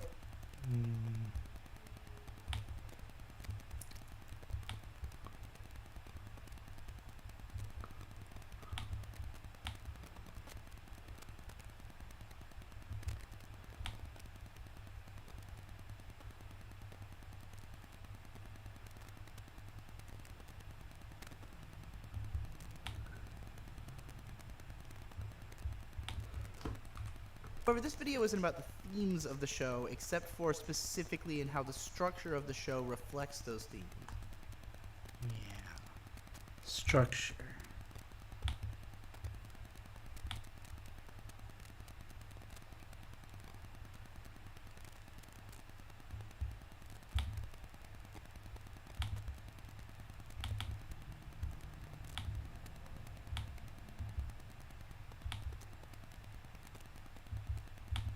Lateralis by Tool. However, this video isn't about the themes of the show, except for specifically in how the structure of the show reflects those themes.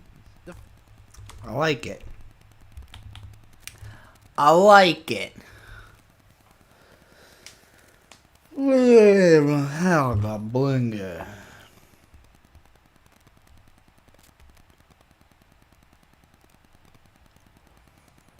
I'm just holding on. Will we ever see a deep dive on the story of Homestuck? Probably not from me. I'm sure there's lots of those out there.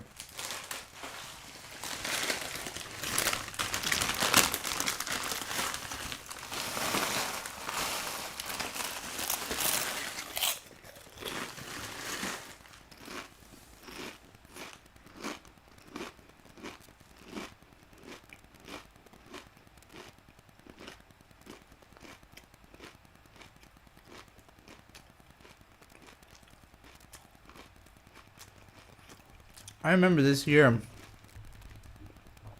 it was like halfway through the day, and I saw somebody mention it being like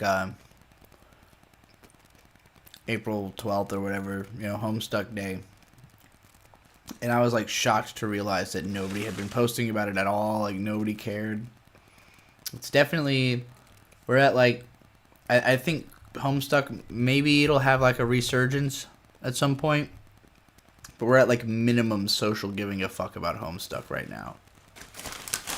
I think too many of the people who were into it as teens are like in the age right now where they would be really embarrassed about everything they liked as a teen. So they're kind of being hush about it.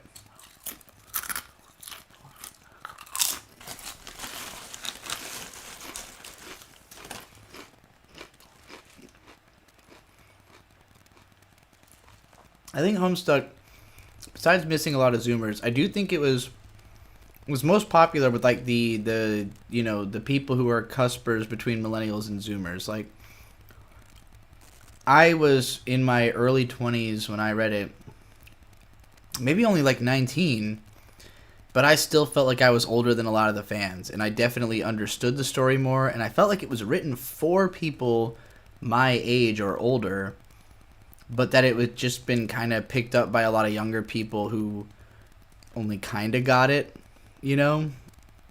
and I think those are the people who like regret it now because it's a total fad and hard to explain to anybody now.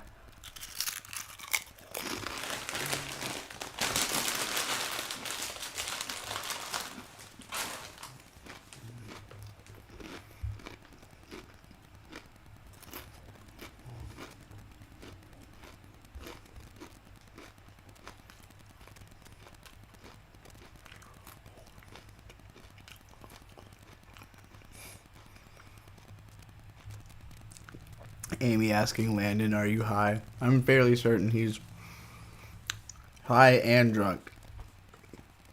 He was telling everybody to drink Everclear earlier, which is usually a sign that you're drinking Everclear. B-boy, cowboy, Bebont Barboof. I think about that fucking... Actually, I'm at the computer. I can pull this up.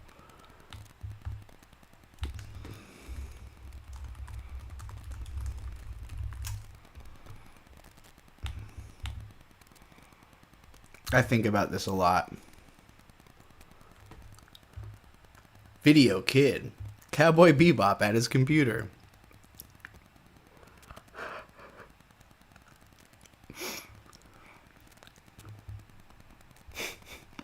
I gotta go pee again. I'm gonna leave this on screen while I play another song.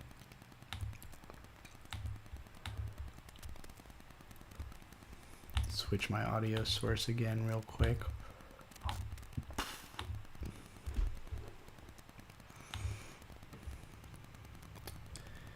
I've got...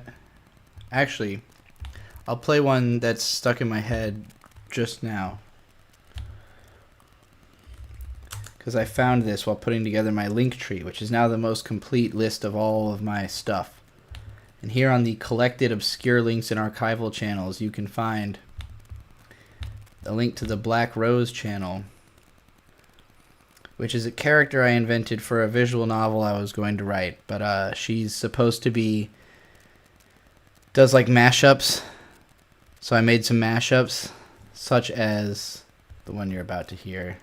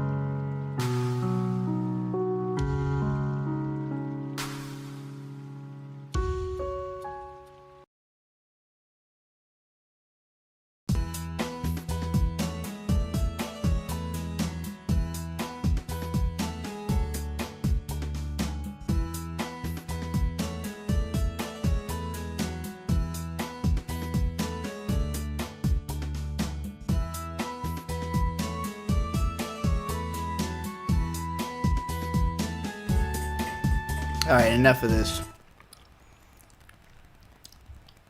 Oh, let me tell you about this crazy shit. This is, it's appropriate. We're talking about Tool in this video anyways. I had a crazy Tool experience. But we can keep the music stream going, right? This song is technically copyrighted. I'm not too worried about it, because I've already uploaded it once. I couldn't find a lyrics on screen video for Message to Harry Manback that had the accurate lyrics. But if you don't know this song, it's from the Enema album by Tool. And the story is that a roommate of the singer of Tool had like a party, and there was a guy from Eastern Europe who wouldn't like leave the next day. And so they had to kick him out, and he left some like bizarre threatening voicemails, which Tool then played over this, you know, slow piano. He says lots of artful, hilarious insults. So I posted this up like a year ago. And I haven't looked back at it until I was putting together this link tree. And it's got 4,500 views, which is pretty nice. It's like, all right, cool. People are watching it. And then I'm reading the comments. I did not say Americans. I said American in the singular, referring to Gary. What do you mean you said? So then they get a response. Explain more, I'm interested. Well, I wrote a book with the story behind the message. I'll be honored if you become one of those. ... Readers, I mean. So, Frankie Sonoyo.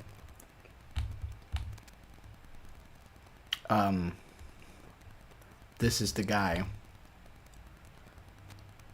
This is the man who has written The Legend of Harry Manback, who is currently committed entirely to promoting his book about finding out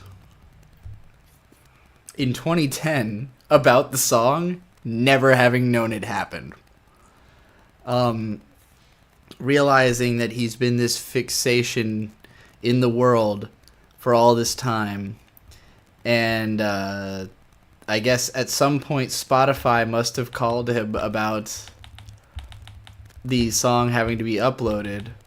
I wonder if this has to do with why it took so long for Tool's music to get up on Spotify. I have no idea. All I know is he's got a whole website. He's got trailers.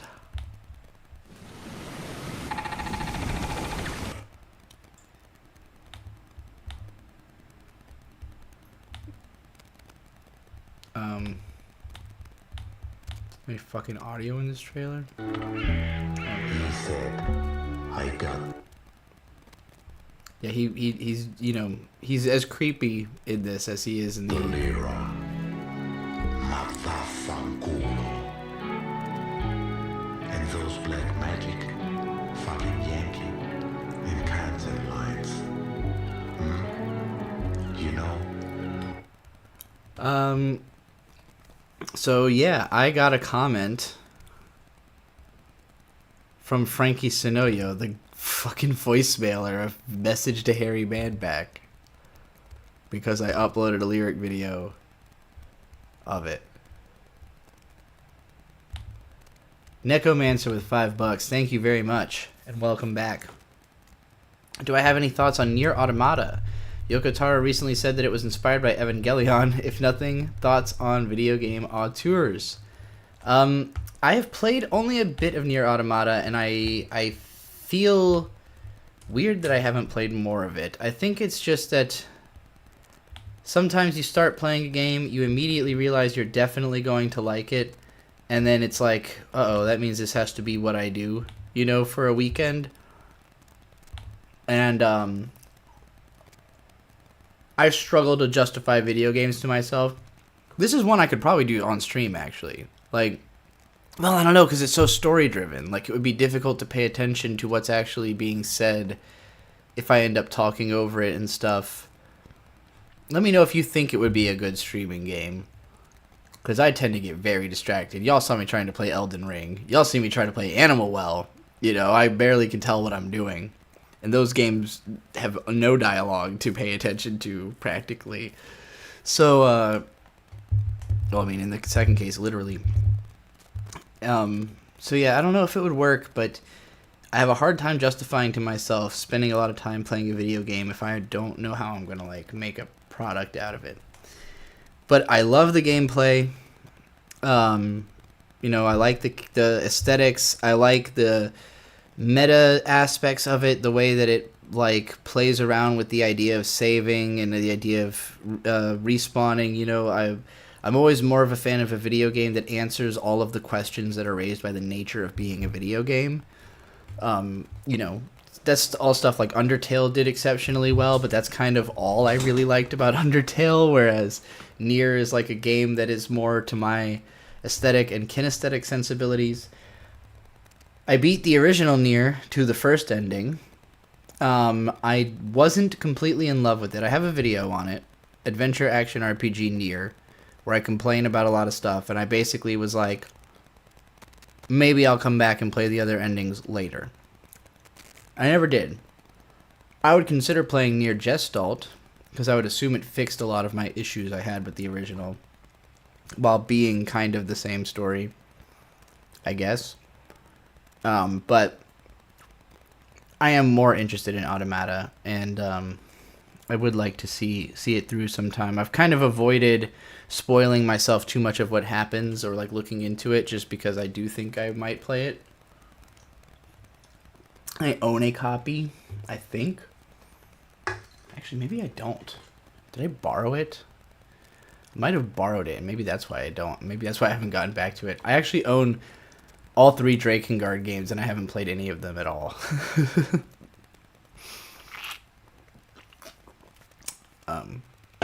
But I would love to.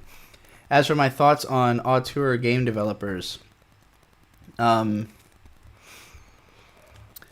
think any time that there's somebody who's in charge of a studio, and it very much reflects that person's voice, like, I think auteurism, the aspect of it that's underrated is the effect of creating a group of people who all kind of know how to do that stuff. Like, what's another way of putting it? You can go to school to learn, like, the general, like, how to make a shot, like, how to correctly compose shots, but you cannot be taught what is the correct shot for a specific circumstance. Like, whatever, you cannot be taught what the script calls for. You have to invent that based on what you understand can be done. And every director or every cinematographer has their own understanding of what can be done. And they will show other people, you know, how to accomplish that in trying to make it happen. So, like, the reason I'm saying all of this is the focus of my Akiyuki Shinbo series. The videos I did about Shinbo in the 90s and Shinbo with Shaft is that Shinbo is a dude with an incredibly distinctive style that he brought to every show he did. But when he started working for Shaft, he basically taught everyone else how to do that style. And so it came to be that everybody who understudied with him, like, not only did their work start to look kind of like his, but also his work became indistinguishable from theirs because he would incorporate all of their ideas into his work as well. So it came to be that all of these people, rather than any one of them being an auteur, it's more like the studio itself has a particular voice. And Shinbo guided that voice, but it's not his voice. And you can really feel the distinction when you look at his work before Shaft, and then you look at everything like post Sayonara Zetsubo Sensei, where, like, that's the last time it really feels like Shinbo is the main voice in charge of a show that he's credited on, you know? Because he just kind of became the guy guiding the studio. He became, like, I guess, the Rick Rubin of his anime studio. And so I see that in stuff like Grasshopper Manufacture, where, like, whether Suda51 actually directs the game or not, the blood of his aesthetic sense is felt in their other games that, you know, aren't obviously Suda51 projects, but they're obviously Grasshopper Manufacture projects, you know, nonetheless. With Kojima, there's not an obvious, like, it feels more like the only time anything gets to be a Kojima game is if you're working for Kojima. Like, we've yet to see, like, a prodigy of him or someone try to... I even think of, like, Zelda, right? Like, people attribute the existence of Zelda to Shigeru Miyamoto, but, like, you know, very quickly other people became the lead directors of the series, and, like, it just, he taught them what it's supposed to be.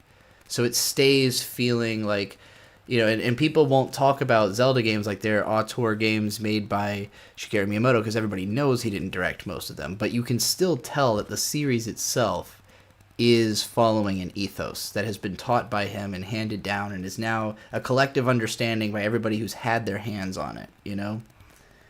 So I guess I'm trying to say that I think auteurism is less so a, like, I have control over everything and it's my vision as it is an influence. It's a state of being able to teach people how to realize a thing in the same way that you do, and then, pass it on. Something Miyazaki can't do? No, that's not true. Miyazaki has obvious pupils as well, where, what's his name? The guy who directed, it's like Yonebayashi, I think is his name, who directed When Marnie Was There and The Secret World of Arrietty, and then ended up creating, I think it's called Studio Chizu. Is that the one that's broken off from Ghibli? And like all their shit looks exactly like Ghibli, So yeah, maybe Miyazaki couldn't pass it down to Goro, his son, but that's because Goro doesn't want to be doing this. He's just kind of trapped being the son of the most legendary animator of all time and not having another clear sense of what to do with himself, I think. But there have been plenty of people who studied under Miyazaki, studied under Ghibli, and have been able to, kind of do more similar to what he do. All right, Bird's home. I'm ready to be done with this stream. I want to go hang out with Bird. I'm going for 3.5 hours. We made good progress here. We're 4 minutes in. And we're at the segment where it's going to start getting easier. But my brain is too fried to keep putting this stuff together. Actually, I'll wait for Bird. I'll see if he wants to come in here. If he stream bombs, we'll keep going to see if Bird's going to stream bomb. I think he went to the bathroom. There he is. There he is. So you asked me to bring back beer. Yes, I did. Oh, boy. Back beer. Maybe the stream won't end. You've got beer. Do you want to join me on stream, or would you rather I ended it and we... No, I mean, keep streaming. You're working. Keep streaming. Yeah, but I'm hungry. Do you wanna give me one of those beers? Dunkel? That looks awesome. Yeah, I got it because it's called Raven Queen, but I also got Hefeweizen for you. Look at it. Raven Queen. And Night Respite. Night Respite. Night's Respite. Yeah, but like it's like a snowplow show situation, And then this is their Scotch, which is a pretty smoky beer. Oh, okay, it's not Scotch. No. Scotch ale. I apologize. I should have said that part. I'm gonna try Raven Queen because I'm curious about it. He's got sweaty. Yeah, it's very warm outside. Noted. How's it going? I only went out there in the early morning.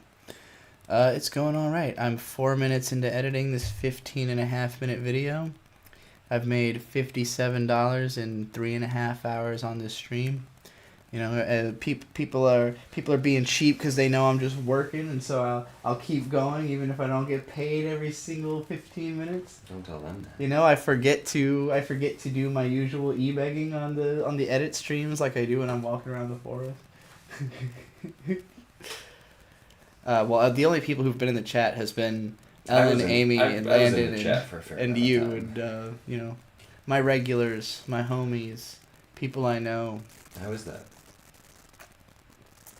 It's shockingly, I picked this up, and it looked so much like the Coke knockoff I'm drinking that I thought it was that at first, and tasting it didn't interrupt that.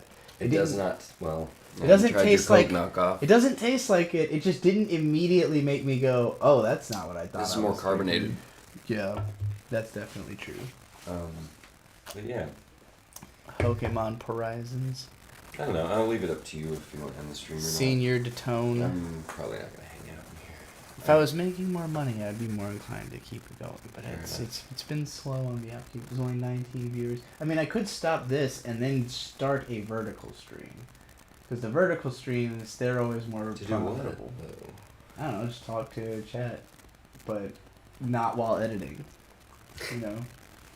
It's the atmosphere of the editing. People see me working, they're like, I don't want to interrupt your work. Lurin Gagan. Well, People literally said that last night, or last night was last time I did this. Said what last night? They were like, oh well, you know, it's like I don't want to interrupt you while you're working. Well, that's you know, it's like, silly. well, I would like to be interrupted with Anyway, I'm gonna go eat What are you eating? my leftover from 9 a.m. this morning. I see.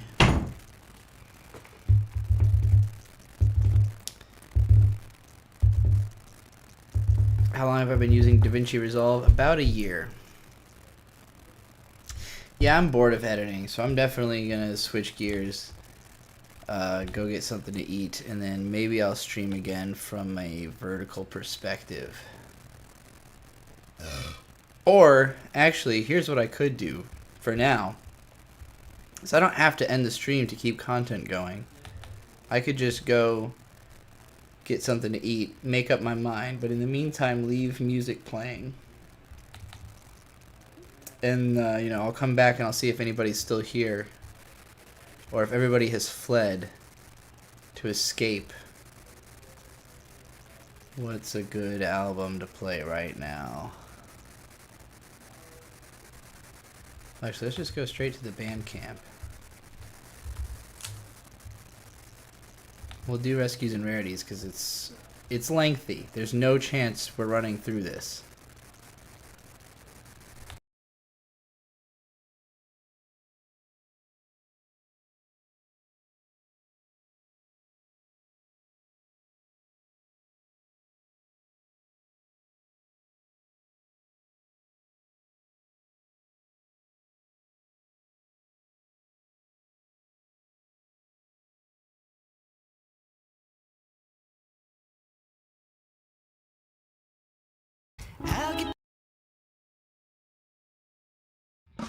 Wait just a minute, I'll get back to you in a minute.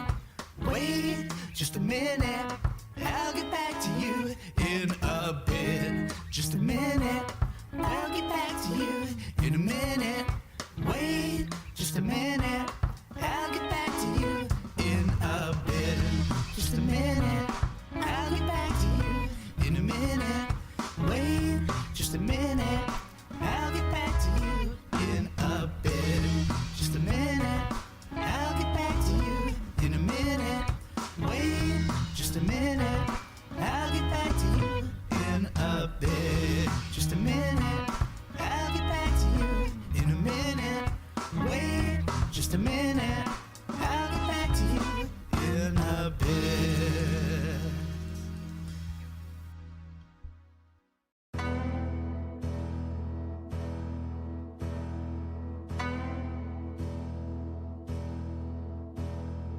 Jeans so neat, can flow, Tetsuo on latest snow, blood way deep in the gut. I keep her blowing up, counting the laser confused. I am not down in the same league with you. Stay up pursuit like I'm Pippin and Pew. Jinx, I fuck it up and shoot a kaboom. Sulfuric perfume, I seal your guess on the brim of my head, those are shrooms.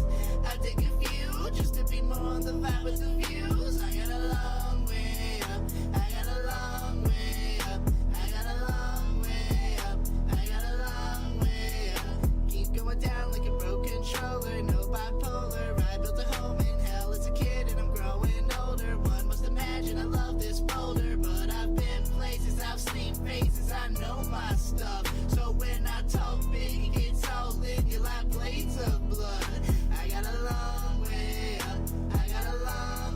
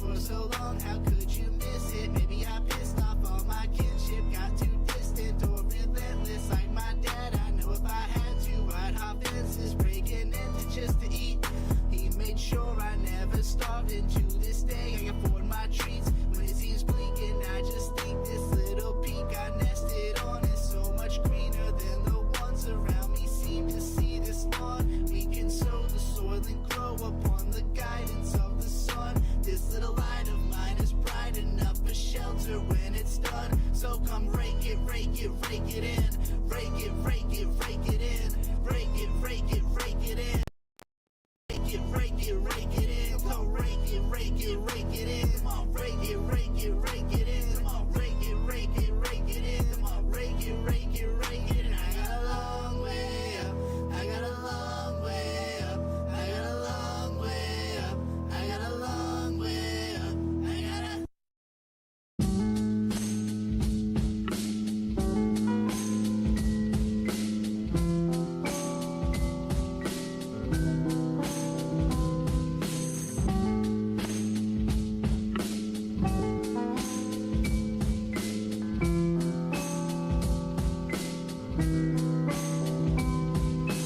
I woke up this morning on the wrong side of my life. Head hung low in mourning for the dead dreams left behind. Older, always older, always older till I die. When the quiet comes, at least I'll hear no cry. See no evil, speak no lie. Every piece of technology thinks I'm retarded and treats me like a piece of shit. Incomplete plastic hunks that my entire livelihood has been built around, telling me that something is 95% done for 95% of its loading time and then breaking. I want to burn this nightmare shitstem to the goddamn fucking ground. The petty idealism that lets you sleep at night makes me want to claw your fucking throat out. My life would be measurably improved if most of you died, but made worse if I killed you, so I'm becoming religious to have something to pray to for your demise. I sincerely hope that it works because I'm sure it'll be better you than I. Every time I turn my fucking head, another bill has landed on my desk, another bug is crawling under it, and the scent of my shirt makes me realize I've been too busy or distracted to shower in 3 days that felt like 3 hours, and another good person has been burned at the stake because the worst monsters are the people who think they're doing something righteous and that the other guys are wrong.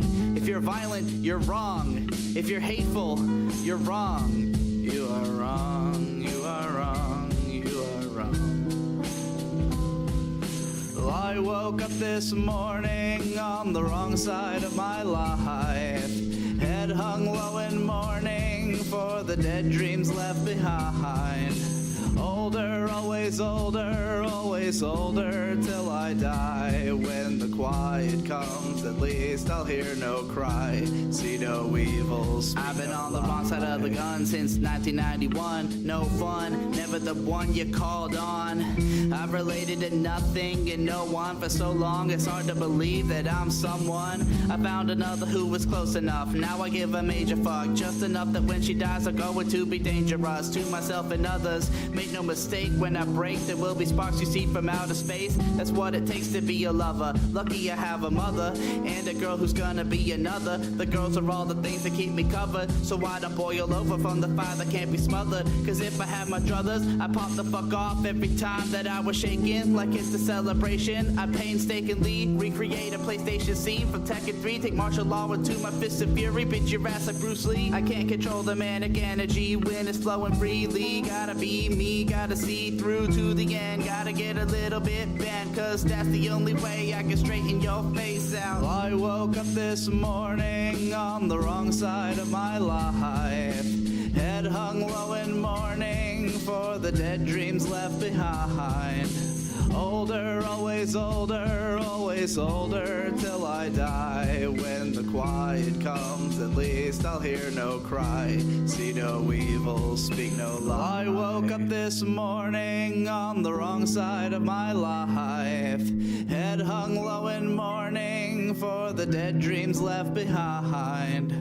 Older, always older, always older till I die. When the quiet comes, at least I'll hear no cry. See no evil, speak no lie.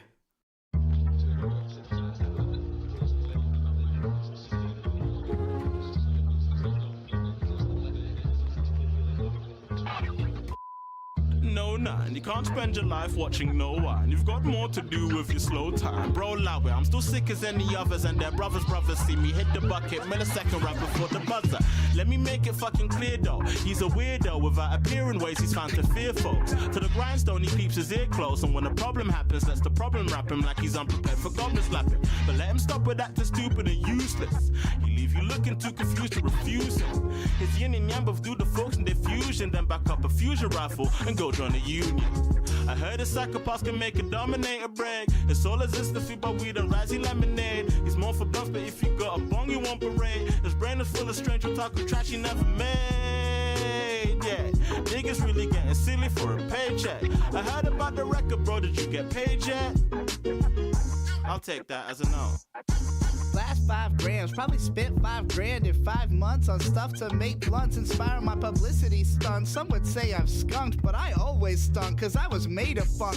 I'm a rat boy attacking your friends on your forums, no sense or decorum. Everywhere I go I'm boring, I'm the stranger, deranged in a way so strange that a mainstay frame of my name is a rude claim. I don't wanna be a villain, I just wanna make love. Can't keep me in your prison, not gonna bite off my tongue. I don't wanna be a villain, I just wanna make love. Can't keep me in your prison, man, I'll fuck your ass up. Ichi, Nissan, Shigo, rock. Fucking with the meme, you'll find your shit rock. Bust a beam Glock, can't breathe, locked in your chest. Should've invested in a vest before you tried to best me, test me, see what you get, bitch. Cheating crap, tech this, lexicon spread this, more than expected, better than Kendrick. Fuck your opinion, you're my invention.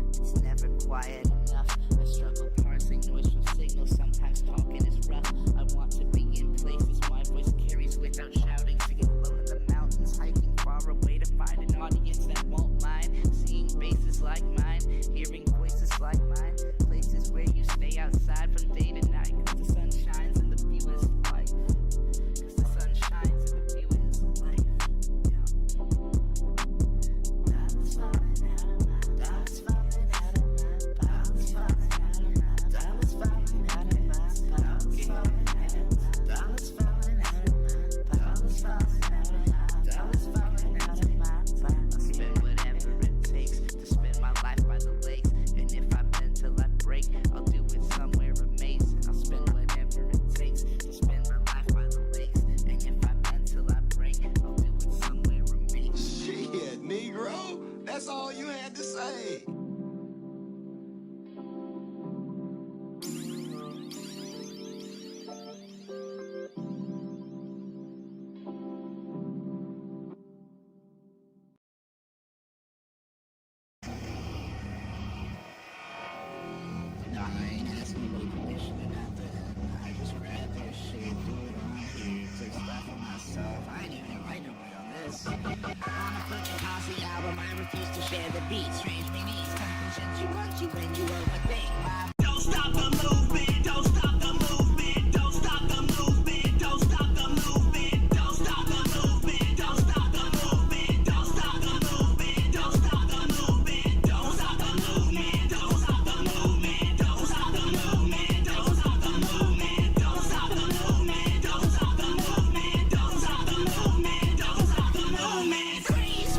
Put your motherfucking hands up.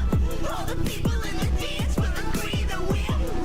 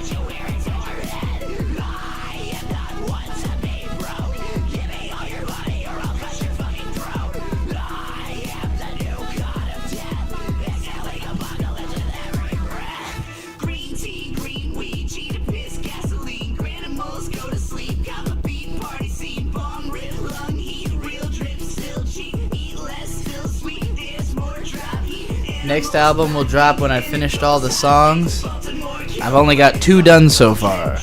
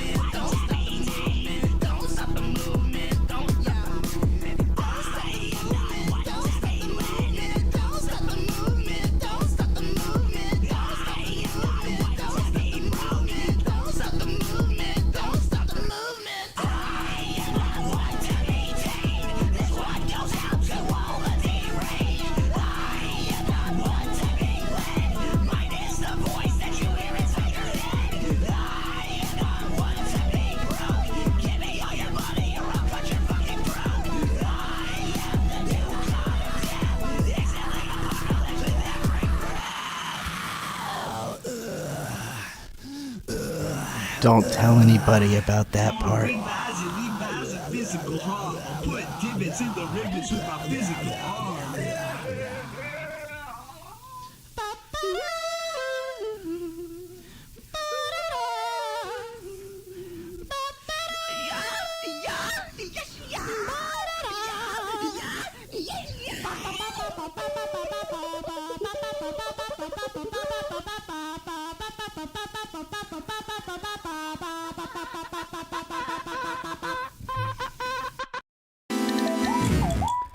Alright, I want to figure out what should I do now. I want to keep live streaming. I think I need to change the stream though. Stepping in that summer sun and scorched my sorry eyes. If I fail to see the light, it's only cause it struck me blind. I was never for the beauty, but the intrigue of the different. The other way, the spectral light was cleaving off the remnants. I saw it in the distance and it brought me to the past. I was gunning for a picture, but it filled it only half. Now I'm coloring outside the lines and changing the perspective. And it's hardly what I saw, but I can hardly recollect it. Bang on the ground with the bass, and it falls to the wall, so the back he plays. Bang on the ground with the bass, and I had to face, rub it in my face. Bang on the ground with the bass, and it falls to the wall, so the back he plays. Bang on the ground with the bass, and I had to face, rub it in my face. Bang on the ground with the bass, and it falls to the wall, so the back he plays. Bang on the ground with the bass, and I had to face, rub it in my face. Bang on the ground with the bass, and it falls to the wall, so the back he plays. Bang on the ground with the bass, and I had to face, rub it in my face. Baltimore to ATL, put on your summer shades. It's another fucking scorcher up on the Chesapeake Bay. In another afternoon, I'll wait for calls from my supplier, wondering how a shut-in is meant to get a little higher. Till a ray of light goes shining out from those computer speakers all the way from up in Boston. It's in Huxtable, the preacher with the melody so locked into my head I had to feature. Now you've got another jam, and best believe this one's a feature, baby.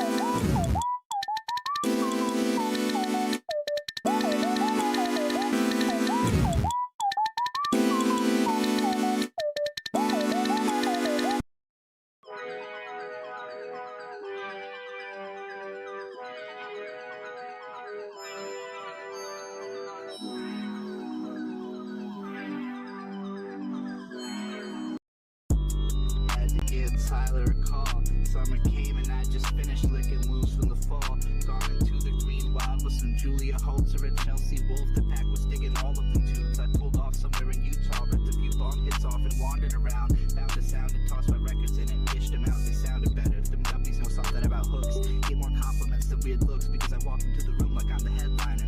Fine diner, so my driver is a gourmet cook and a good girl, so he happens to be my husband too. Now look, we can hang if you like anime, music, and weed, or wandering around the city streets, watching the scenery, climbing trees and diving into brush. Or if you'd like to split the lunch, we eat at local places, take adventures, always try the fun. Always give a fuck about what others gotta say. The knowledge which expands my brain allows me to maintain my outstanding outspoken ways. I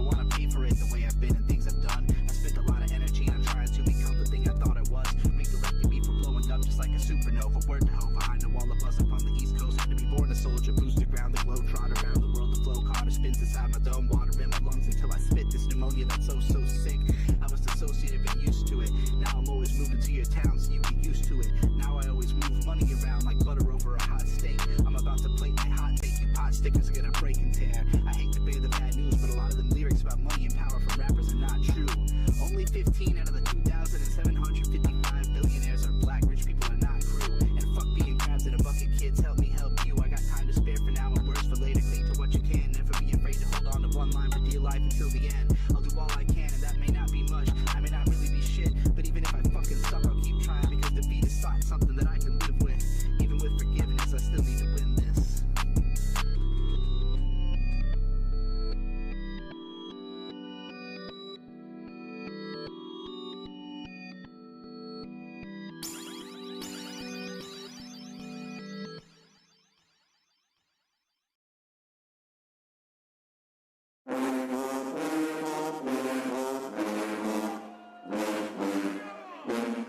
Boomer with a beer gut, tearing up your mom's gut. Fetch another drink, runner, get it in your teeth, son. Creeping up on this lawn, and you'll get your next spawn. Only shit bigger than my gun is my stuff and my blood. With a beer gut, tearing up your mom's gut. Fetch another drink, runner, get it in your teeth, son. Creeping up on this lawn, and you'll get your next spawn. Only shit bigger than my gun is my stuff and my blood. I got a house, bitch. I got a bell, kid. I'm a few beers in, about ready to start shit. Fuck everything you got on Spotify sucks. My rhymes are fatter than Cardi B's butt. Found out your mama and your girl are both sluts. Now I'm under your roof, making brothers and sons. You'll be stuck with that, or I'm back to my passion, pushing mowers.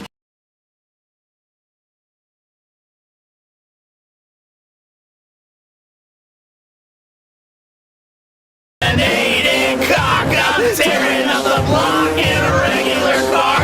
Don't gotta compensate, my shit's impressively large. Smash it hard up on your curly face and she's seeing stars. My face revolving in her brain along with all of my bars. Gigantic.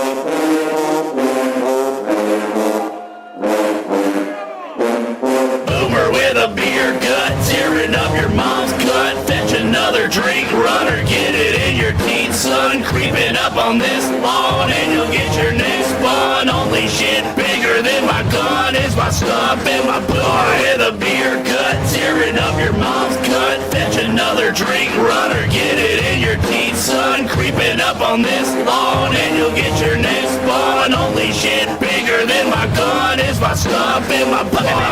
Classic rock when I'm CC top with the volume top to the case of rolling rock to a try a tumbler donuts down and my guns round some hardy speed fucking 2 for 3 with a coupe and split from a sheet on nip for the neighbors mailbox under mine ran out when we do find out that a dairy cross this lawn and I need no useful prop with the sawed off and a sawed off the safety on like I won't be bring it on if it down this storm but I see some shit you go long ass list of abandoned kids that are putting your balls up making around the year you were born in J shit nasty bitch and I packed the shit with a beer gut tearing up your mom's gut. Fetch another drink, runner, get it in your teeth, son. Creeping up on this lawn, and you'll get your next spawn. Only shit bigger than my gun is my stuff and my blood. With a beer gut, tearing up your mom's gut. Fetch another drink, runner, get it in your teeth, son. Creeping up on this lawn, and you'll get your next spawn. Only shit bigger than my gun is my stuff and my blood. With a beer gut, tearing up your mom's gut. Fetch another drink, runner, get it in your teeth, son. Creeping up on this lawn, and you'll get your next spawn. Only shit bigger than my gun is my stuff and my blood.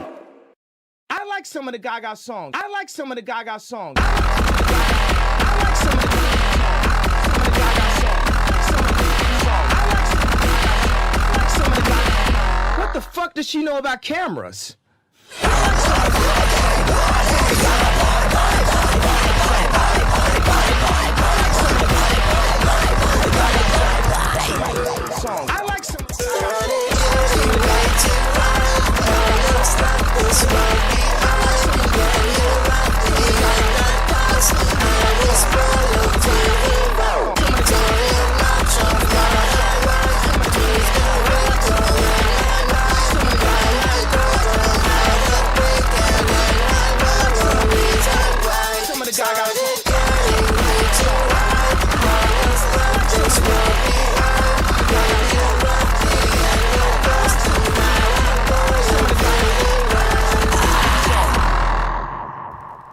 Okay, so what I'm thinking I'm going to... Dear future, I don't wanna lose ya. Tell me what I gotta do to make sure all the hues are still beautiful by the time I get there. Still the minute I wanna be even when I'm gray hair. Dear future, I don't wanna lose ya. Tell me what I gotta do to make sure all the hues are still beautiful by the time I get there. Still the minute I wanna be even when I'm gray hair. What can I tell you about the future? So what I'm thinking is... I'm going to have to end this stream because A, I'm not editing video anymore, B, it's been going for 4 hours, and C, only 8 people are viewing, and all of you can just come to the next stream. But more importantly, I couldn't get StreamYard to collaborate with the built-in laptop camera for some fucking reason, and so I plugged in a webcam now that I don't have my hard drive plugged in, which I needed for the editing. So I can switch over to StreamYard, which will make it really easy for me to invite other people in, so other people can join me on the stream. So yeah, I'm thinking I'm going to relaunch with a StreamYard stream, probably within 5 minutes, you know, if not immediately after going down. So all of you, just be ready. I'm gonna be right back. We're gonna treat it like it's a brand new stream. You know, I'm not gonna be blasting my music the whole time. We'll do that as soon as we're done with this song, because I want to get high. So we're gonna listen to the rest of this.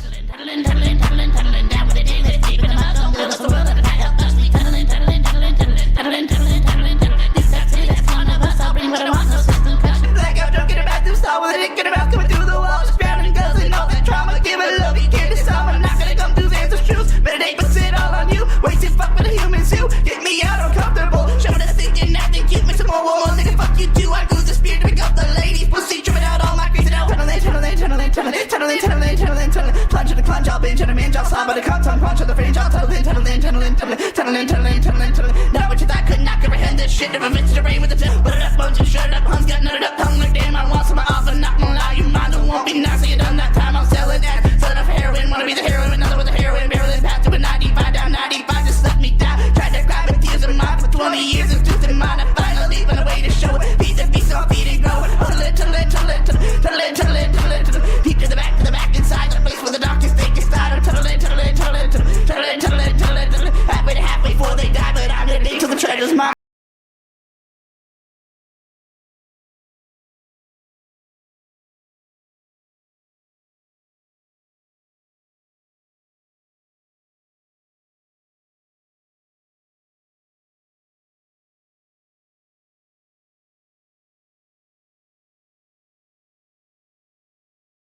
Getting nasty, it would be long lasting, not a bad thing. No, a little haunting could be happy when flaunting this rappy. When the cat beams out on a pitch black night, don't recoil and fight with delight, cause we do it right with a purple haze and a blown out price. We don't need to fight you to ignite you, we can fly right by you to spite you, but a much more wrongful way to write you is to write a song full of curses and turn you into one of us with the rhythm. Get you down here to clown with the villains, pull your spirit up through the ceiling and get you really feeling it, like you was straight up stealing it, like you was Digi B with a fat ass beat, take it straight on the page from Frank Jeff C. Now you see me and now you don't. Dance and scream like the baby ghost, or fear and loathing, lose your clothing and your body and grab a hose. I don't gotta move fast, don't gotta trip when I wanna relax, just little boombox blast out the window to the whole world when I want them to hear my sass. I can be crass, but it's how I roll. If you don't like it, then get ghost, and the haunting started. Party like it's something you never did before. I'm losing gas and getting nasty, to it be long lasting, not a bad thing. No, a little haunting could be happy when flaunting this rappy. When the cat beams out on a pitch black night, don't recoil and fight with delight, cause we do it right with a purple haze and a blown out bright. Such a fucking intros about them like Trojan, tear your clubs into pieces. Tear the parties like 50,000 machine guns, fix the up what you speak. My true believers, y'all keep the plot, come and hang me today. You can prove we're not the same gauge as change. And time without it, keeps performance working for being not. Y'all hold the spot while I blaze the trail. They still coming at me to no avail. I break through the rot and I have prevailed. To the next universe we shall sail. I'm in a number man, roll, mother fit a band roll. Mama had a man, even though he had a kid. No, we never ever did. Almost done it on the edge, and we found him again. My she a great grandkid, not rich like a mama, not a figure like a mama. Never get to see it, yes like a mama.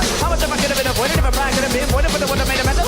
Keeping me anointed every single day, hoping nobody don't kill me. While the government ain't find another way to build me. Fucking hit me, kill me, gonna get ran tail, boss hit back, cause I don't relent. Get the story straight, please, with disrespect. They let the dick reach out, him again, here's the cloud, it's the red zone, lit up in the red zone, and now have it said. DJ, think about it, DJ, can't keep them out, cause I'm a Kasama. Living in the aqua, chocolate, switch like taco, softboy, shaman, street by the old toad, then Nanso, beef on deep like gutter to the hill by me, Tabuki, worst nightmares, nearby Ivy, climbing to the first bit for a look down, smiling, no, go ahead, do whatever we do, blow, watch for the watch, for this one fan more, send the invitation to my Patreon page, y'all got enough plays, but the time is for the pay, ain't safe no more, not when your shit stay wait, shit like that little boat, bitch. Tech 9 with a hex sign, have no hairline, mo high, mo grind, let's Midwest, Midwest, do with a few, really YouTube views and a crew full of dudes who attest to the true blue school, unless you truly possess you, winning is the truth of my chest, yes, I am the dude who said whatever you heard, I said you time to get further dead, live in the cause, but it not too bad, set for a month, look up under fed, stream for a play, from a news again, work to the page, to replace my friend, playing up all the loose ends of the world, she's following now on an infinite journey, seeing my body, the space of eternity, man, he fucks with your head, never learning. Oh, it's just this scope, rebuild it, paid with steel, and still, but always fulfill my voice, I feel the noise, anointed people, I avoided, had no home, but so long, boy, got house and no one person ain't got terrified of interaction, so I take it in transaction, never look back, cause it's fact that I can change it without action, fractions of my psychic Twitter, with your weather, satisfaction, found of you who really knew it, gave a fuck, now I can duck punches from all the other bucks, I say, rub on duck, what the fuck, they not caught out, cause everyone is gunning for that fucking money, wants to fuck me up, my heart is sugar, but see, that's the funny thing, I killed a tree, I'm bleed, I'm king!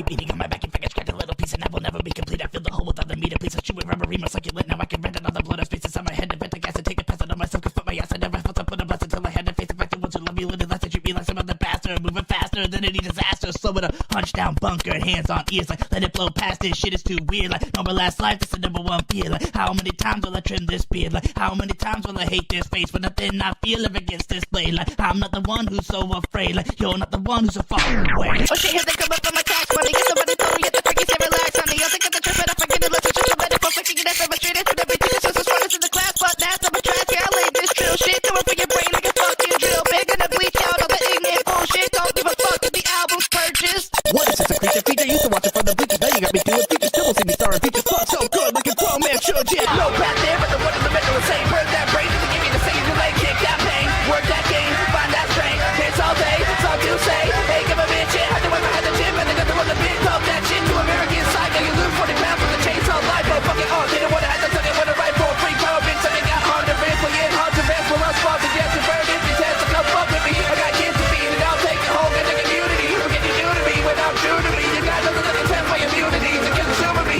without work from the inside, spread it to your blind mind, or break your third eye, y'all get shot if you put it sick of the flag, give no fuck, cause enough of the sense of the rock, burn this block, all the time in the pumping, and cuss, I'll rock, out to the ball, to the cop, go, get shot, if you put it sick of the flag, give no fuck, cause enough of the sense of the rock, burn this block, all the time in the pumping, and cuss, I'll rock, out to the ball, to the cop, get nobody can tell me that we come up off you walls, I'm stuck degrading, never you might say, I'll find what's motion to you, so I don't know what you can tell me, that fuck up, I'm off, and the pieces that rock, burn that block, all the time in the skin, cuss, I'll rock, out to the ball, to the cop, get shot, if you put it sick of the flag, give no fuck, cause enough of the sense of the rock, burn this block, all the time in the pumping, and cuss, I'll rock, out to the ball, to the cop, get shot, if you put it sick of the flag, give no fuck, cause enough of the sense of the rock, burn this block, all the time in the pumping, and cuss, I'll rock, out to the ball, let the cop go.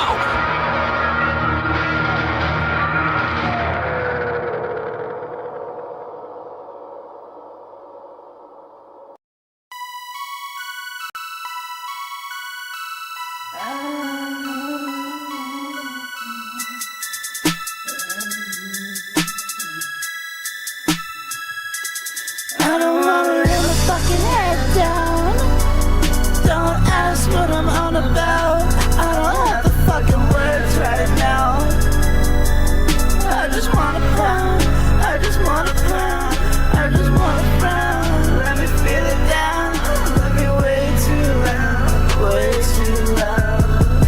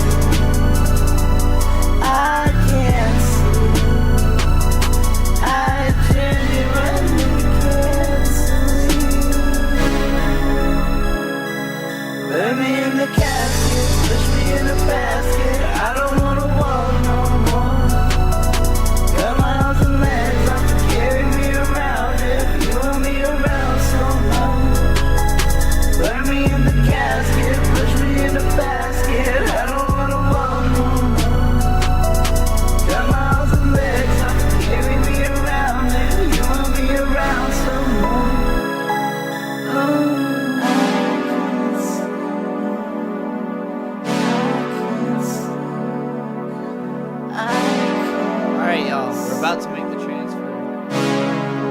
Set up everything for StreamYard. We'll see if anybody ends up joining me. I've sent the link to some people, so let's go over there.